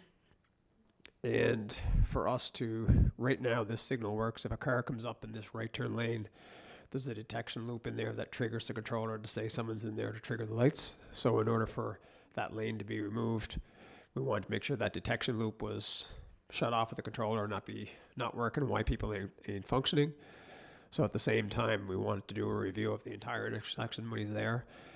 And they found that, I don't know if I can zoom in, but there's this is the credit union bank. So if you're on the other side of Water Street heading west, rigs were coming along here, they're coming up to turn right. While they were there doing the review of the intersection for these other issues, they were noticing the signal timings were coming on and there was nobody actually going straight. So this section was actually being triggered because cars were actually driving over that loop to get to this right turn lane. They either turned right on the red light and gone, and nobody's there, and the signals were coming on. So we've made an alteration there while the guy was there, so that now someone actually has to stop on top of that loop before they're going to trigger it. So we have to get those, so we can keep the intersection working more efficiently. So it was an overall review of the timings by an outside entity that we call on from time to time to give us some help with the signal timings. So that was the overview of what happened as far as the review of the intersection. Why was there no notification to council? I'm not sure if you guys are aware or recall, but this was a budgeted item. Our staff were asked by other departments to review the intersection due to poles being knocked down a number of times. I think it was, I can't say how many times for sure, but it was 5 or 6 times at $10,000 or whatever dollars per incident. So other staff had asked us to review this intersection. So I'll get through the budget item in another spot. Another item was, why was the Highway Traffic Act not followed? We weren't aware. We did not follow the Highway Traffic Act, and so I would still like to find out if we somewhere so we did, because I don't want to do that on purpose. Our guidance that we used to review the intersection would have been with TAC, or it's called the Transportation Association of Guidelines. So those were the methods that were used to review the intersection. So I'm not sure if there was something with the Highway Traffic Act that we did or didn't follow. why were communications staff not advised of the project? With, I see communications over there, staff have been working well with the communications people and trying to update them as short a notice as we can, and we know they need more notice to get things out, and they've been very cooperative with last minute notifications that we get advised from contractors, and they've been very accommodating to try and get those releases out as fast as they can. So we have been working with the comms department when these types of projects have been happening, and in this case we did notify the comms department with an email and a sketch of the work. It was sent late in the afternoon when we became aware from the contractor was able to secure flaggers for the project. The contractor that was doing them contract out flaggers. But unfortunately, we did send the notification, and we're doing at the end of the day and doing other duties. We got a bounce back notification that out of office, so we didn't see that notification until the following morning or during the day when that project was actually going on. So then another public notification was going out, unfortunately, while the project was underway. We had to have, again, like I said, this was I'll say a budgeted item. It was I'll say a lower cost budgeted item, but it was still one of those things we're trying to get done throughout the season. Again, other priorities with the contractor that was doing the actual line work, as well as ourselves. We were trying probably since August to try and get this project done. But his own availability or other projects kept on bumping the availability or prioritizing it. Emergency service staff consulted or advised. No, we did not consult with police services or fire prior to doing this work. We knew that their difficult vehicles that they have are oversized, whether they be tandem. We ran the simulation for a tandem, which is a truck with two sets of back tires, like a dump truck, and we ran it with a larger, I'll say a typical tractor trailer you'd see driving around Summerside doing deliveries. And our fire trucks kind of fit into the tandem or somewhere in between. And we knew we were having difficulties with those maneuvers on, and so we assumed our fire trucks were probably having similar difficulties to make that same right turn maneuver. The next one was what was the total cost of the project? I'll refer back to the budget item whenever we were requested to review it. Again, like a lot of other budgets, we're not nailed down exactly what things are going to be the entire scope of the project until we get into doing it. But our initial thought was not to remove the right turn lane, but we had looked at a few things to say, okay, are we going to have to remove the lane? How are we going to protect, I'll say, the citizens that are basically our infrastructure as well as the citizens that will be here? So we're saying, do we put up pole protection, or are we going to be able to move the traffic over and still? So we had priced up placing two concrete bollards here that you might see guarding a transformer, but there's challenges with those putting a steel-filled concrete post in the middle of right-of-way, and the impact that has on through TAC as far as placing an immovable object within the right-of-way, and somebody hits that, we're gonna have serious consequences ourselves we physically put that structure in there. In this case, when people actually hit the pole fell down, unfortunately didn't stop them. I don't want to say causing them serious injury, but if we made the concrete bollard in place to protect the poles, the people hitting those would be stopping still. Like they wouldn't. So that was going to be creating another larger hazard that we would be responsible for as well. So we priced that up anyhow to say, okay, let's have a numbers to you to say the cost for putting in the bollards. The other price was going to be, we're going to be into a lot of painting, grinding off the arrows that were there, grinding off the lane markings, adding new markings, and adding the cross hatching. And we had done some similar estimates for, I'll say, our more complex paint crossings for a crosswalk, not just the two lines, but I'll say the zebra type with the large square patches to go across. And the previous ones, they've been costing us around $4,000. So we said if we end up having to go that route, that's going to be more severe or more intensive than a typical lane crossing. So we still felt the $10,000 or $11,000 was going to be enough to cover if we went to that method. That was the total. Sorry, that was the total cost. We had budgeted 11. I don't know if we've gotten all the bills in where we just finished doing it, but it was still going to be in that range of. I'm just saying we did $4,000 or $5,000 to do zebra crosswalk. And so no, in this method, they were grinding off the existing arrows, putting in new arrows, doing the line paintings, and then there's a large crosshatch area that I'll say, sectioned off as far as painting off. So again, after we put it in, staff will continue to monitor the area. We have, or I have as well as others, if we're out doing something else, try and make an opportunity to stop by there and observe for a while to see what we can see is actually happening. No, to date, the ones that staff or myself, we have not noticed vehicle delays in the few days that we've been monitoring since the change. I'll give you a few examples of what I did see as far as I tried going in the busier times of noon to see when there's a more of a peak volume. As many as 13 vehicles. All these comments, or a lot of them, are from the west heading towards the east that would be using this lane. As many as 13 vehicles made it through the intersection heading in the eastbound direction on one cycle of the intersection, one cycle of the light. So somebody sitting there and the light goes green. I was surprised that we actually had 13, whatever was happening in the west, that they all just kind of, and 13 made it through the intersection on the same signal. So it was able to handle a large volume on the one cycle. The next time up, it was a combination of straight and right and not many left. So I was curious as to what was going to happen when the first person was going to be sitting left and were they going to cause a delay. So one of the other items that I noticed was one of the cars was sitting, first one waiting to go left, and 5 or 6 came behind. As soon as the light came green, the vehicle that was going to turn left moved into the intersection to prepare to go up Central Street. The other 4 or 5 vehicles all turned right, went by them, no issue, so they weren't sitting waiting and getting backed up waiting for that vehicle to turn left.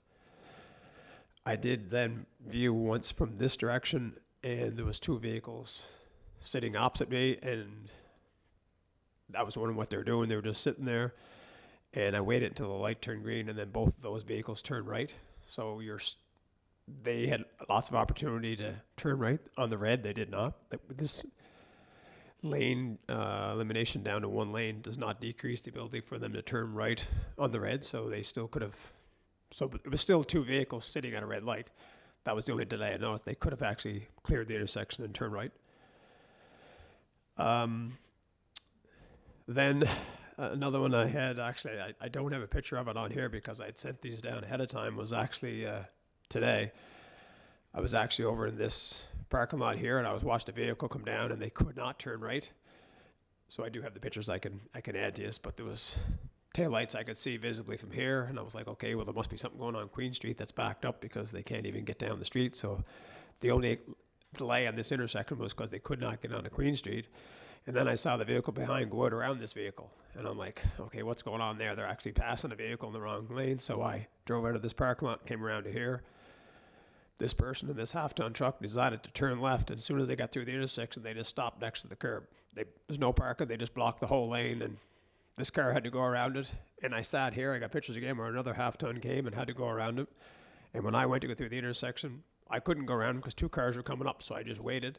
The half-ton truck went 20 feet down, pulled up on the sidewalk, and parked there. So those are the only delays we've seen where, I'll say, pilot errors. So we'll continue to monitor if there's any other issues that happen, and see if there's any workarounds or solutions that can be.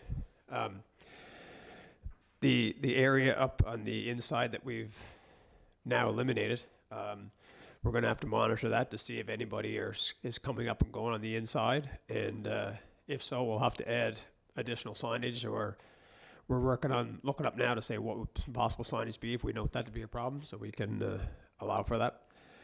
Because when we did notice before, sometimes when a vehicle prior to this, I'll have to shift back to another picture. I don't think I go back any farther than this, sorry, but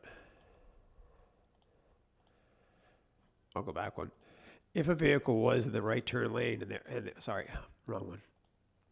If a larger vehicle was in this right turn lane and they were going to turn right, we found before that they were sitting back a distance.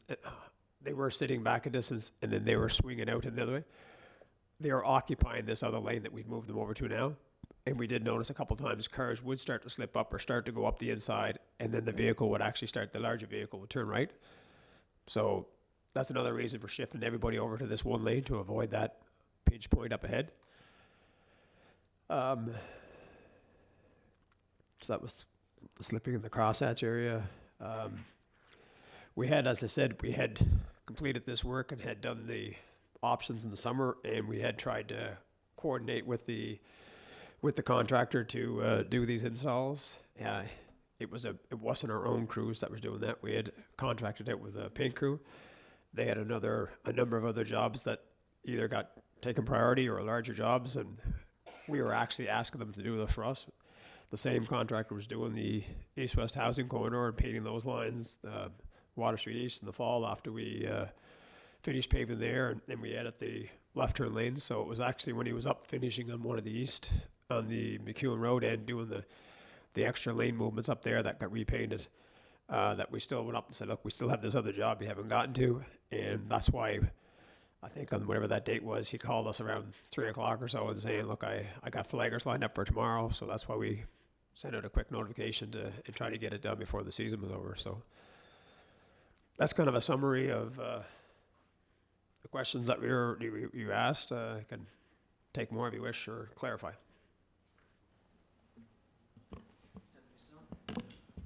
Aaron, would you be surprised if I told you, through my observations, I continue to see large dump trucks, large tandem trucks going up on the sidewalk? As convenient enough, weird enough, I've been watching the last number of days, but as I came to the meeting tonight, a truck nearly hit that black pole. So, I originally got the call the other day and sent the email out asking what is happening. It was from residents in the area with concerns. And I'm not an engineer, and so I respect everybody's opinion, but I can still, I see this as a change to possibly assist some drivers that don't know how to drive, possibly. Driving a big truck is not easy, so I don't want to take it away from people, but the ones that know how to navigate that intersection, I've watched them navigate it perfectly many times, and other cars pulling on the inside, and when they shouldn't be, I think that's the laws of the road. Like, people should know how to drive, and I think we're making a change, and that will see negative impact. So I received, since this change, I've received 3 photos of cars lined up significantly back on Water Street, and waiting in the city is not, I don't find that to be a big issue. I do think it's going to be an issue when we hit July, August, September, and we hit our busy season, and the traffic counts become what they will be in the summer. I would have rather seen the bollards placed if that was the case, and allow the lane to remain. That would have actually protected the pedestrians on the sidewalk and caused, or made trucks, vehicles, cars to avoid the sidewalk. I've received a ton of messages from it, and probably because one of my original posts were negative, I was really taken back with the change specifically in my ward, and I know sometimes things happen, and I don't recall it being a budgeted item that we would discuss, and maybe it was because it was such a small amount on the overall budget. I don't even know if it was brought up during budget discussions as a project. So I was really taken back by the fact that it was happening and nobody seemed to be aware of it. I still, I guess, haven't heard enough logic behind the change even here tonight, saying the absolute reason for it or other options that might have been discussed. And I think that would have been, like, I just foresee like people turning left, people trying to turn right, and people going center. We have 3 other lanes. I would say the lane heading, this lane is probably the busier out of all the other 3 lanes, maybe except the one off Queen Street. Yet we've reduced the lane here and left all the other turning lanes on the other street. So it just logically, it seems like it was done maybe for the traffic heading to the port, which yes, we want to make it safer. But I think over the last little bit, we've also had issues with them making our streets safer by not putting on the tarps that are required when they leave the port and that sort of stuff. So I just want us to, I'm just trying to figure out the logic behind it and whether or not it was an actual change that is going to improve the intersection, or to council's previous point, maybe provide a false sense of security for that intersection and cause more issues than we previously had. So I don't know if there was a question there, or maybe. All I got out of the first was, is would I be surprised? And as I told you, I would not be surprised. I drive this city a lot looking at those projects all over. I'm not gonna put down our citizens, but we have more than our fair share of bad drivers. And I'm just saying what I witnessed. And I don't know if any of you guys have stood in that X to cross that location. I would encourage you all to do it. I stood there when we were looking at the options for the bollards, and I didn't feel safe standing there. And knowing that the light beside me wasn't gone. Wasn't like, okay, was it? I was standing there and the pole was gone. I mean, JP can probably tell you how many times it's been gone in 10 years. Like, it's not just a fluke thing that has happened once, you know? Like, But isn't that an insurance thing? Wouldn't somebody's insurance pay for that? If I hit it. I'm not interested in being here insurance if that's a pedestrian standing at the red. I'm okay with insurance if it's vehicle and city property. But I was standing there. I didn't stand there very long, I'll tell you that. I went across the other way because the speed people come around here and the way we have a lot of people that pleasure boats or commercial small boats that are coming around here. We're not this ain't all just tractor trailer stuff. This is a small half-ton truck or full-size truck towing a trailer. And this is this is led by damage control from our own. That's why it was put to us as to review the intersection. And standing there, I didn't feel comfortable staying there alone. And so I said, if we put bollards there, it's, as I mentioned to you, it's not going to be a bollard that's going to be breaking away. They'll break it away and then take the pole down, you know, so that's, your question, Councilor Thomas, would I be surprised? No, I would not be surprised. We're open to reviewing and monitoring what else can be done here without, if we put bollards in, that's not an easy fix or an easy remove. This option is an easier, let's see what happens, and to make it safer, and can we do anything else to add to it or take away? And that's my answer to your non-question. Councillor Doiron, then Councillor MacDougall, and then Councillor Adams. Yeah, sure. Okay. Thank you. So I had one question, which I guess was sort of just answered to some degree, and then a sort of a set of questions that might evolve into a request depending on how they're answered. But my question that came up, and Bruce sort of just brought it up, in general, any location in the city, why would we pay for pole damage if it's They typically don't stick around and fill out a thing to say who done it. You're going down and picking up the pole the next morning. I should say, I'm not involved with insurance. I'm not involved with pole maintenance. No, it was just something that came up. And not really relevant, but sort of relevant. But I've witnessed people actually go through in different locations, and the truck is scraping a wooden pole. And they just keep on. Like, it just, as I said, nothing would surprise me. You know, like, so again, I guess the point though is that those poles that are being knocked down are a foot or 2 feet behind the curb. They're not out in the road that they're getting hit. The pedestrian stands on. I was standing on the edge of the curb after I hit the button waiting to cross, and the pole's actually further off the road than I was standing, so. Okay, no, that's fair, the flea component, I guess I never considered, but, so anyway, like everyone else, I recognize we're not engineers or even close, so I don't want to use this meeting as a chance to start tossing around what ifs and ideas, but I did want to throw out like just one scenario. I know the focus here is on this one intersection, but just to get some clarification on what alternatives were or weren't or might be able to be, evaluated in order to get trucks to their destination south of Water Street. Would you mind opening a browser and just throwing up Google Maps like the satellite? It'll just sort of illustrate what I'm. I don't know if I can do that here, but I'm not. If it's connected to the internet, it'll just make so much more sense if you can see a top down.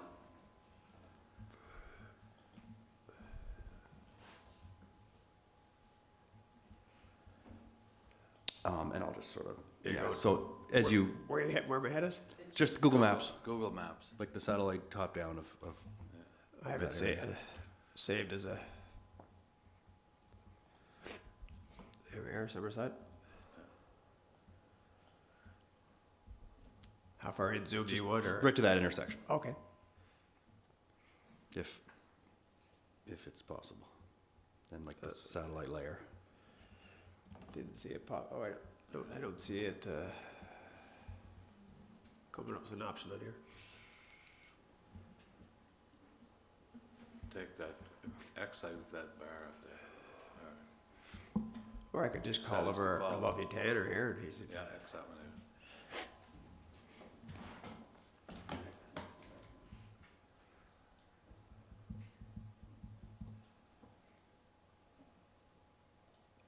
X that out.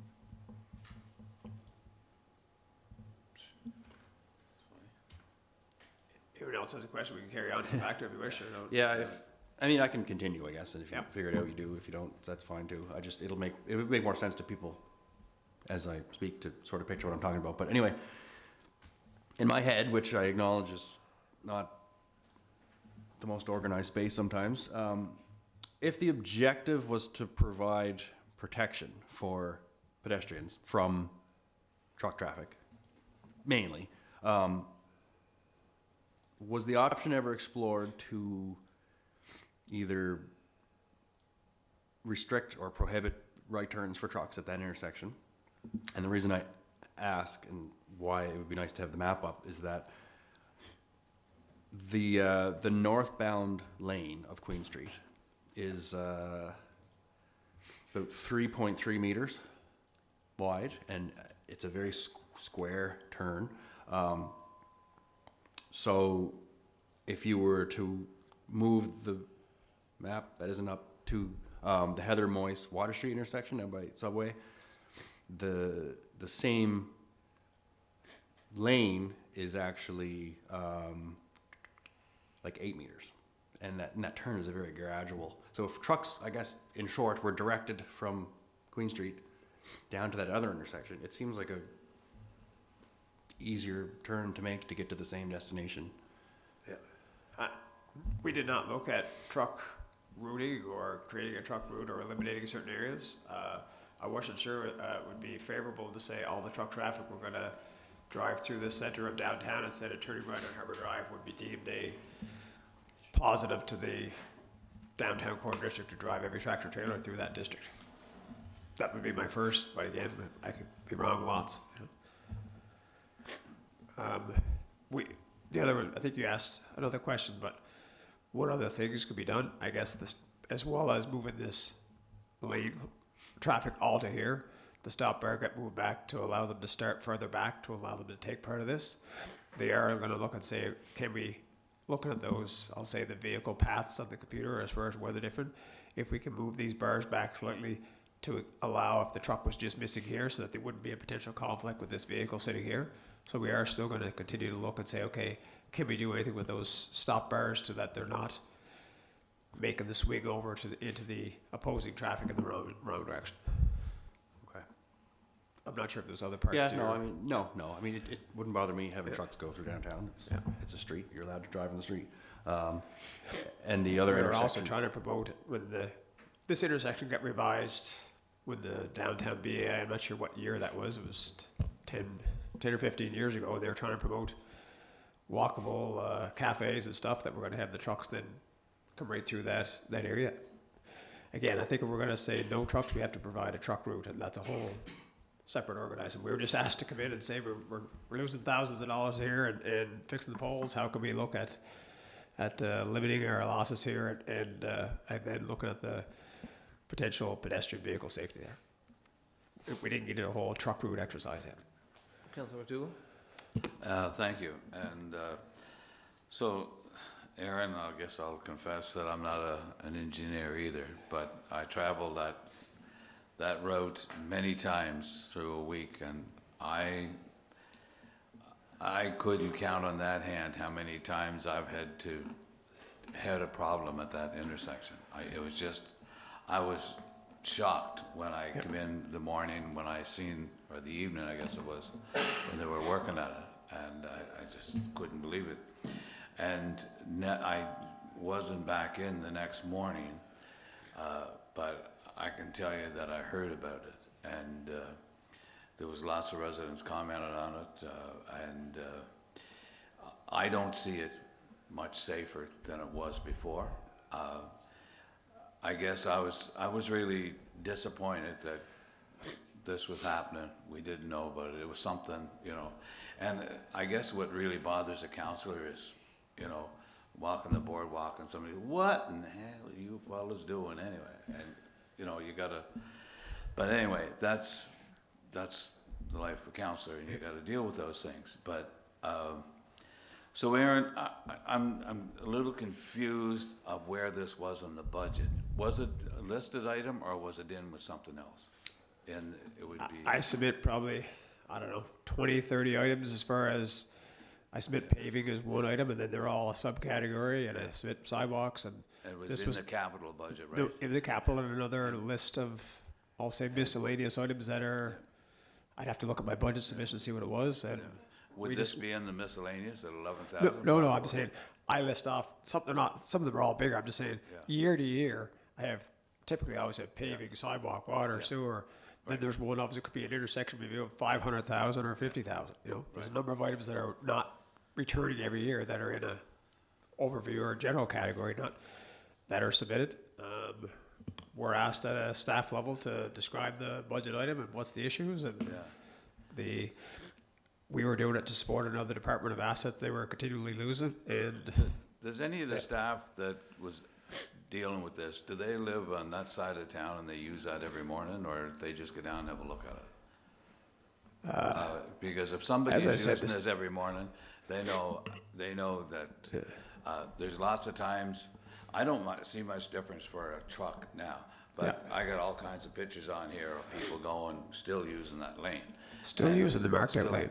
The bar lane, Yeah. still using that. Yeah. And, So again, that we'll have to do, like, we didn't want to get into putting this up, I'll say, barriers at the late in the season to say here, whether we have to put something there that's, like we have on the flexible ones to advise people to get them to move over, so if they happen to hit it, they don't damage their car, but make them aware, put some signs. If that's still a ongoing issue, we were go with this and didn't want to go into the full blown extra stuff that may or may not be needed, but, yeah. you know, I forget the first part of your question, Councilor Bruce, but, I don't know what it was either. you know, But I'm disappointed in this one, Yeah. and, you know,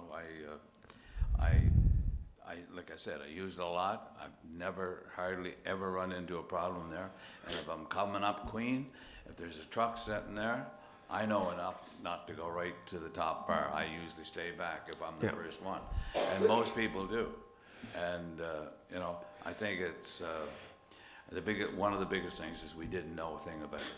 And so I know there's a lot of people that are upset over this, so I'll just let you know. Thanks. I've got Councillor Adams, Councillor Trenholm, and Councillor Cameron. Just also in the interest of time, if we can try to not if you agree with what another councillor said, just say I agree. So we're 30 minutes into this so far. Councillor Adams. And I respect that, but this is something that our residents are very upset about, and they're upset that their councillor didn't know, so I think I'm okay with giving it this little amount of time. So I guess the definition of insanity is doing the same thing over and over, so I guess that's what we've been doing by replacing that pole multiple times and not looking for another place for it, like further back, like on the Credit Union and Greco sides. The I guess the I one in should, front of Dooley's is close. We could find an alternate place for that on the building, on the other pole that doesn't seem to get hit. I guess as a pedestrian, I'd rather our car hit the concrete barrier that would be installed rather than a pole fall on me. That's just me though. New York City does barriers where their pedestrians are. I'm thinking they have traffic issues well under control compared to what we have to deal with here on the island.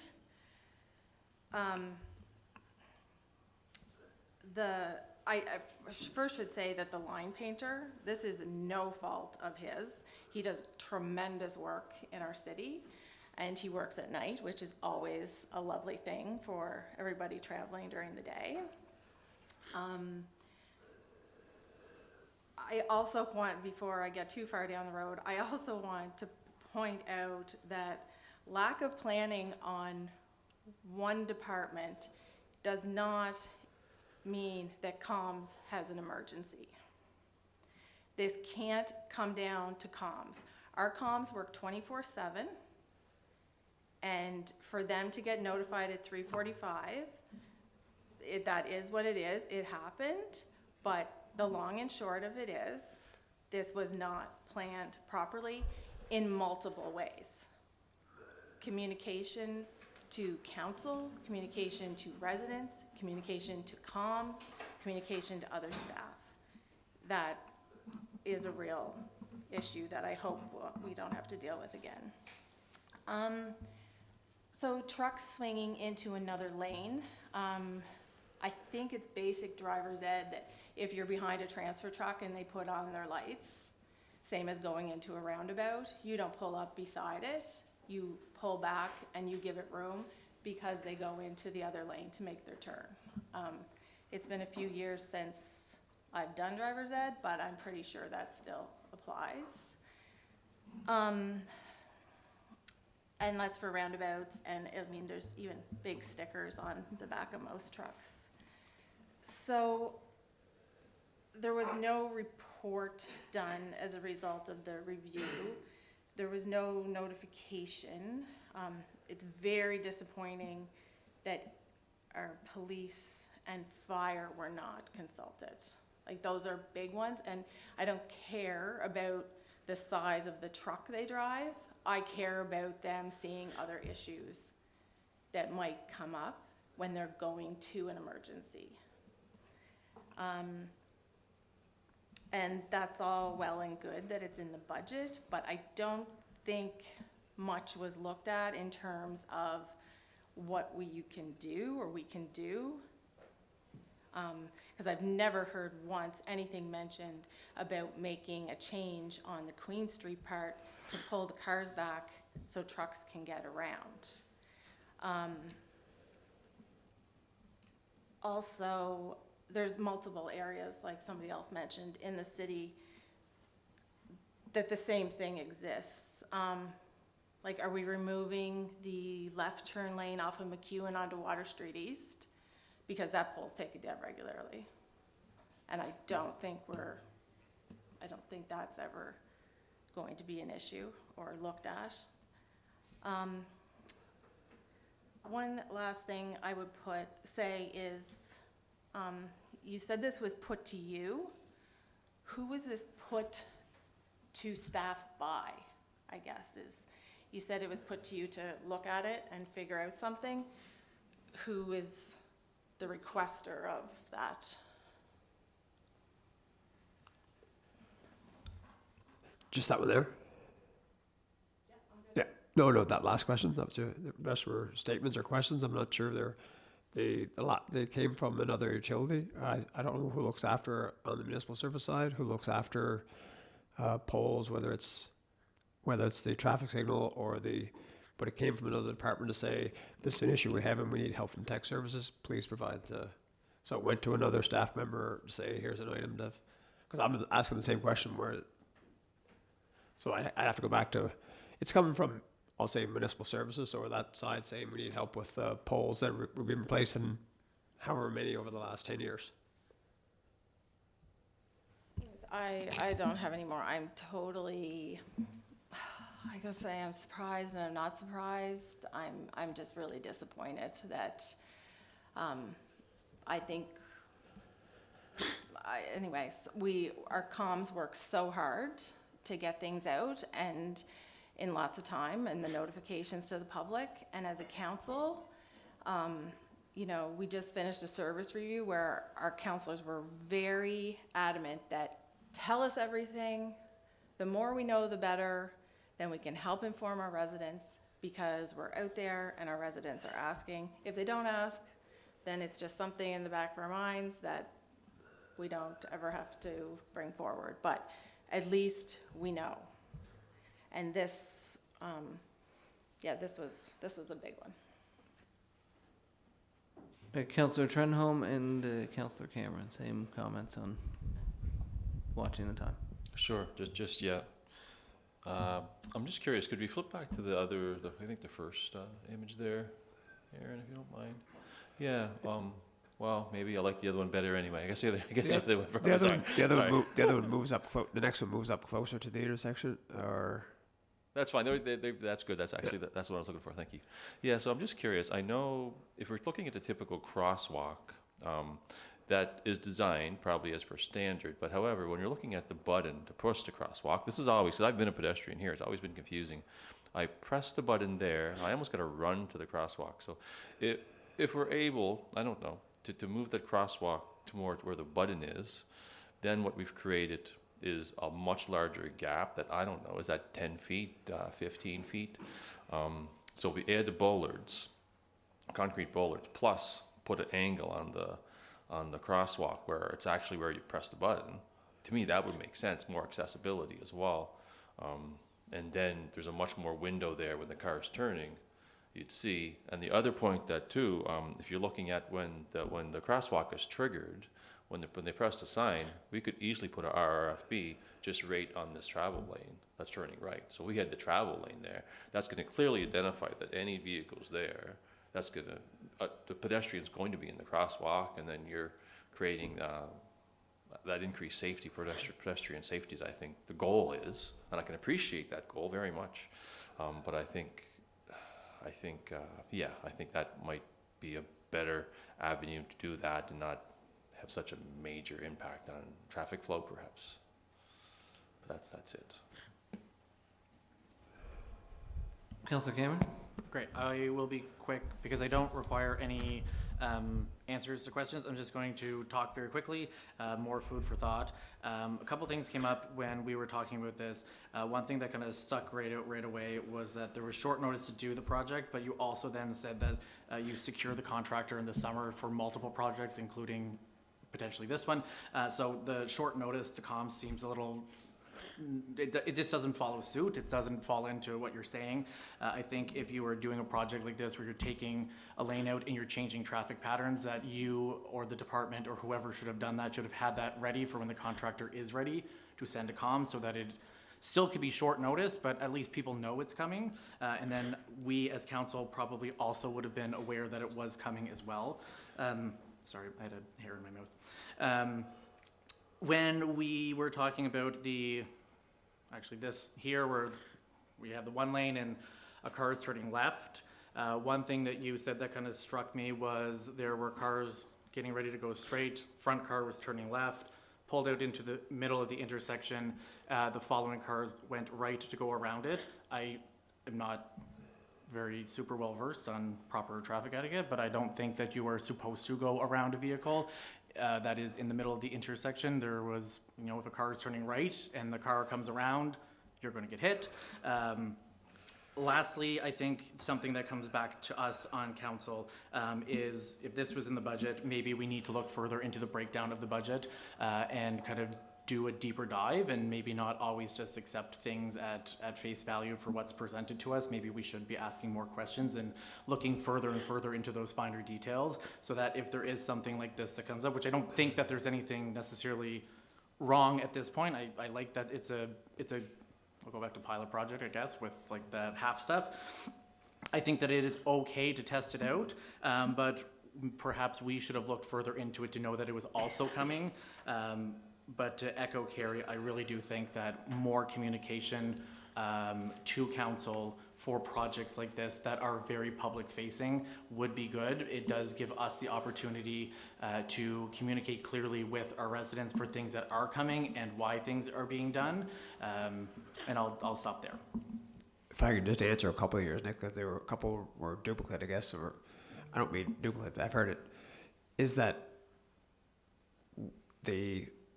I'll say the shortness of the notice was based on the contractor does not, to my understanding, have his own flaggers. They contract out those flagger services. It wasn't us providing the flaggers either.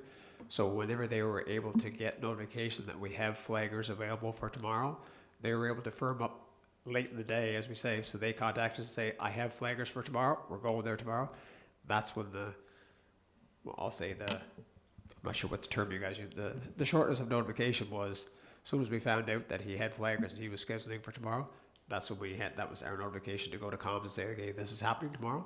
I'm in no ways blaming comms. We had great work with comms and short durations and times we said stuff that in getting the quality of stuff out and following up with us back on if they don't know what's in the sketch. So that was the issue. The one I said where our vehicle turned in the intersection, they didn't go as far as this here PE wait to turn left. The other vehicles were going right, so they didn't go around them and go up Water Street. They turned right at the intersection. So I'm not saying what maneuver was correctly. They didn't go around them and keep going up straight into Water Street. They were turning right. So the vehicle was into the intersection waiting for a vehicle to turn left.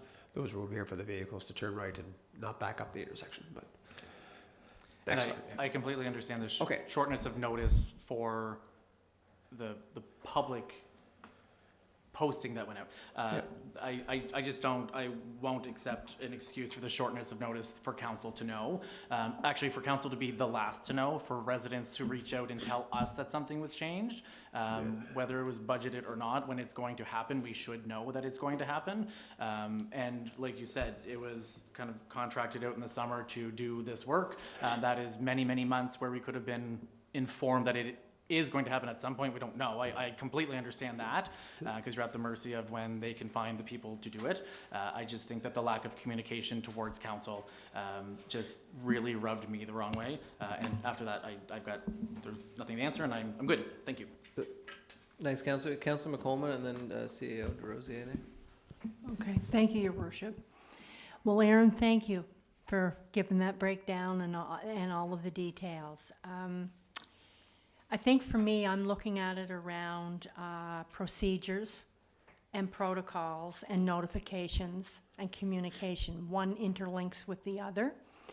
And I don't think we can have good notifications or communication if everybody's not on the same playing field and knows what's going on.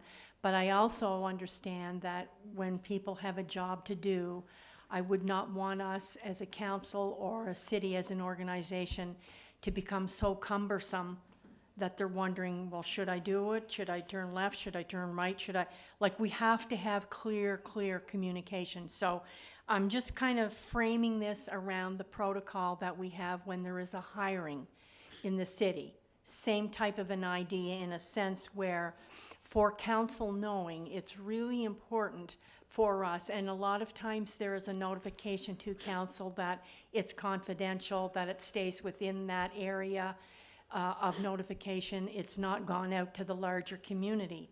But in that notification, we're given 48 hours with the pertinent details and information that has to take place in that situation.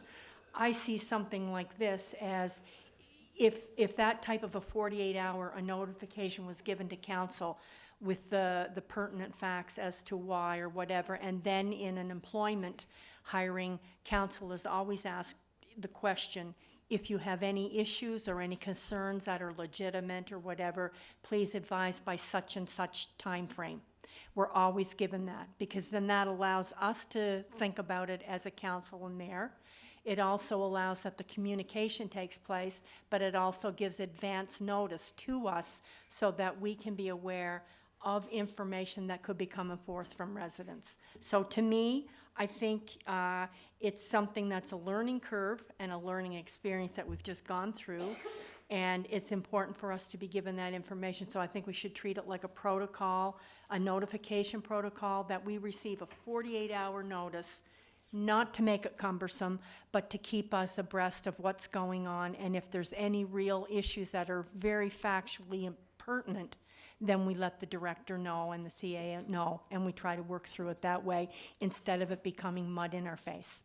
Because it has been very hard for us as a council as well, to field those answers and not even know what was going on. That's how I feel. Thank you. Thank you, Councillor. CEO DeRosier? Yeah, I'll be very brief. I won't comment on the engineering or design side of things because, like most here, I'm not an engineer and I rely on our expert staff to design intersections and things like that. And luckily, Aaron never asked me my advice on roadway design, so that's a good thing. From a communications perspective, I have to wear this one. It's my role as CAO to communicate effectively with council. The change in scope of this project wasn't shared with council, and it should have been. I believe if we would have done some clear and concise communications a few weeks out from this project occurring, provided residents with some rationale as to why the intersection changes were being made, it would have given council the ammo to provide responses to council in an effective way. Lesson learned and something that we'll take going forward when we do scope changes to existing budget items. So thank you.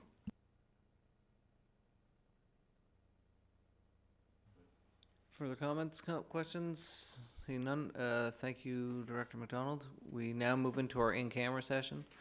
So we'll take a brief recess. We'll keep it relatively brief because we have legal counsel here, and I'm sure we're paying them by the 6-minute interval. So we'll just take a 2-minute recess and let people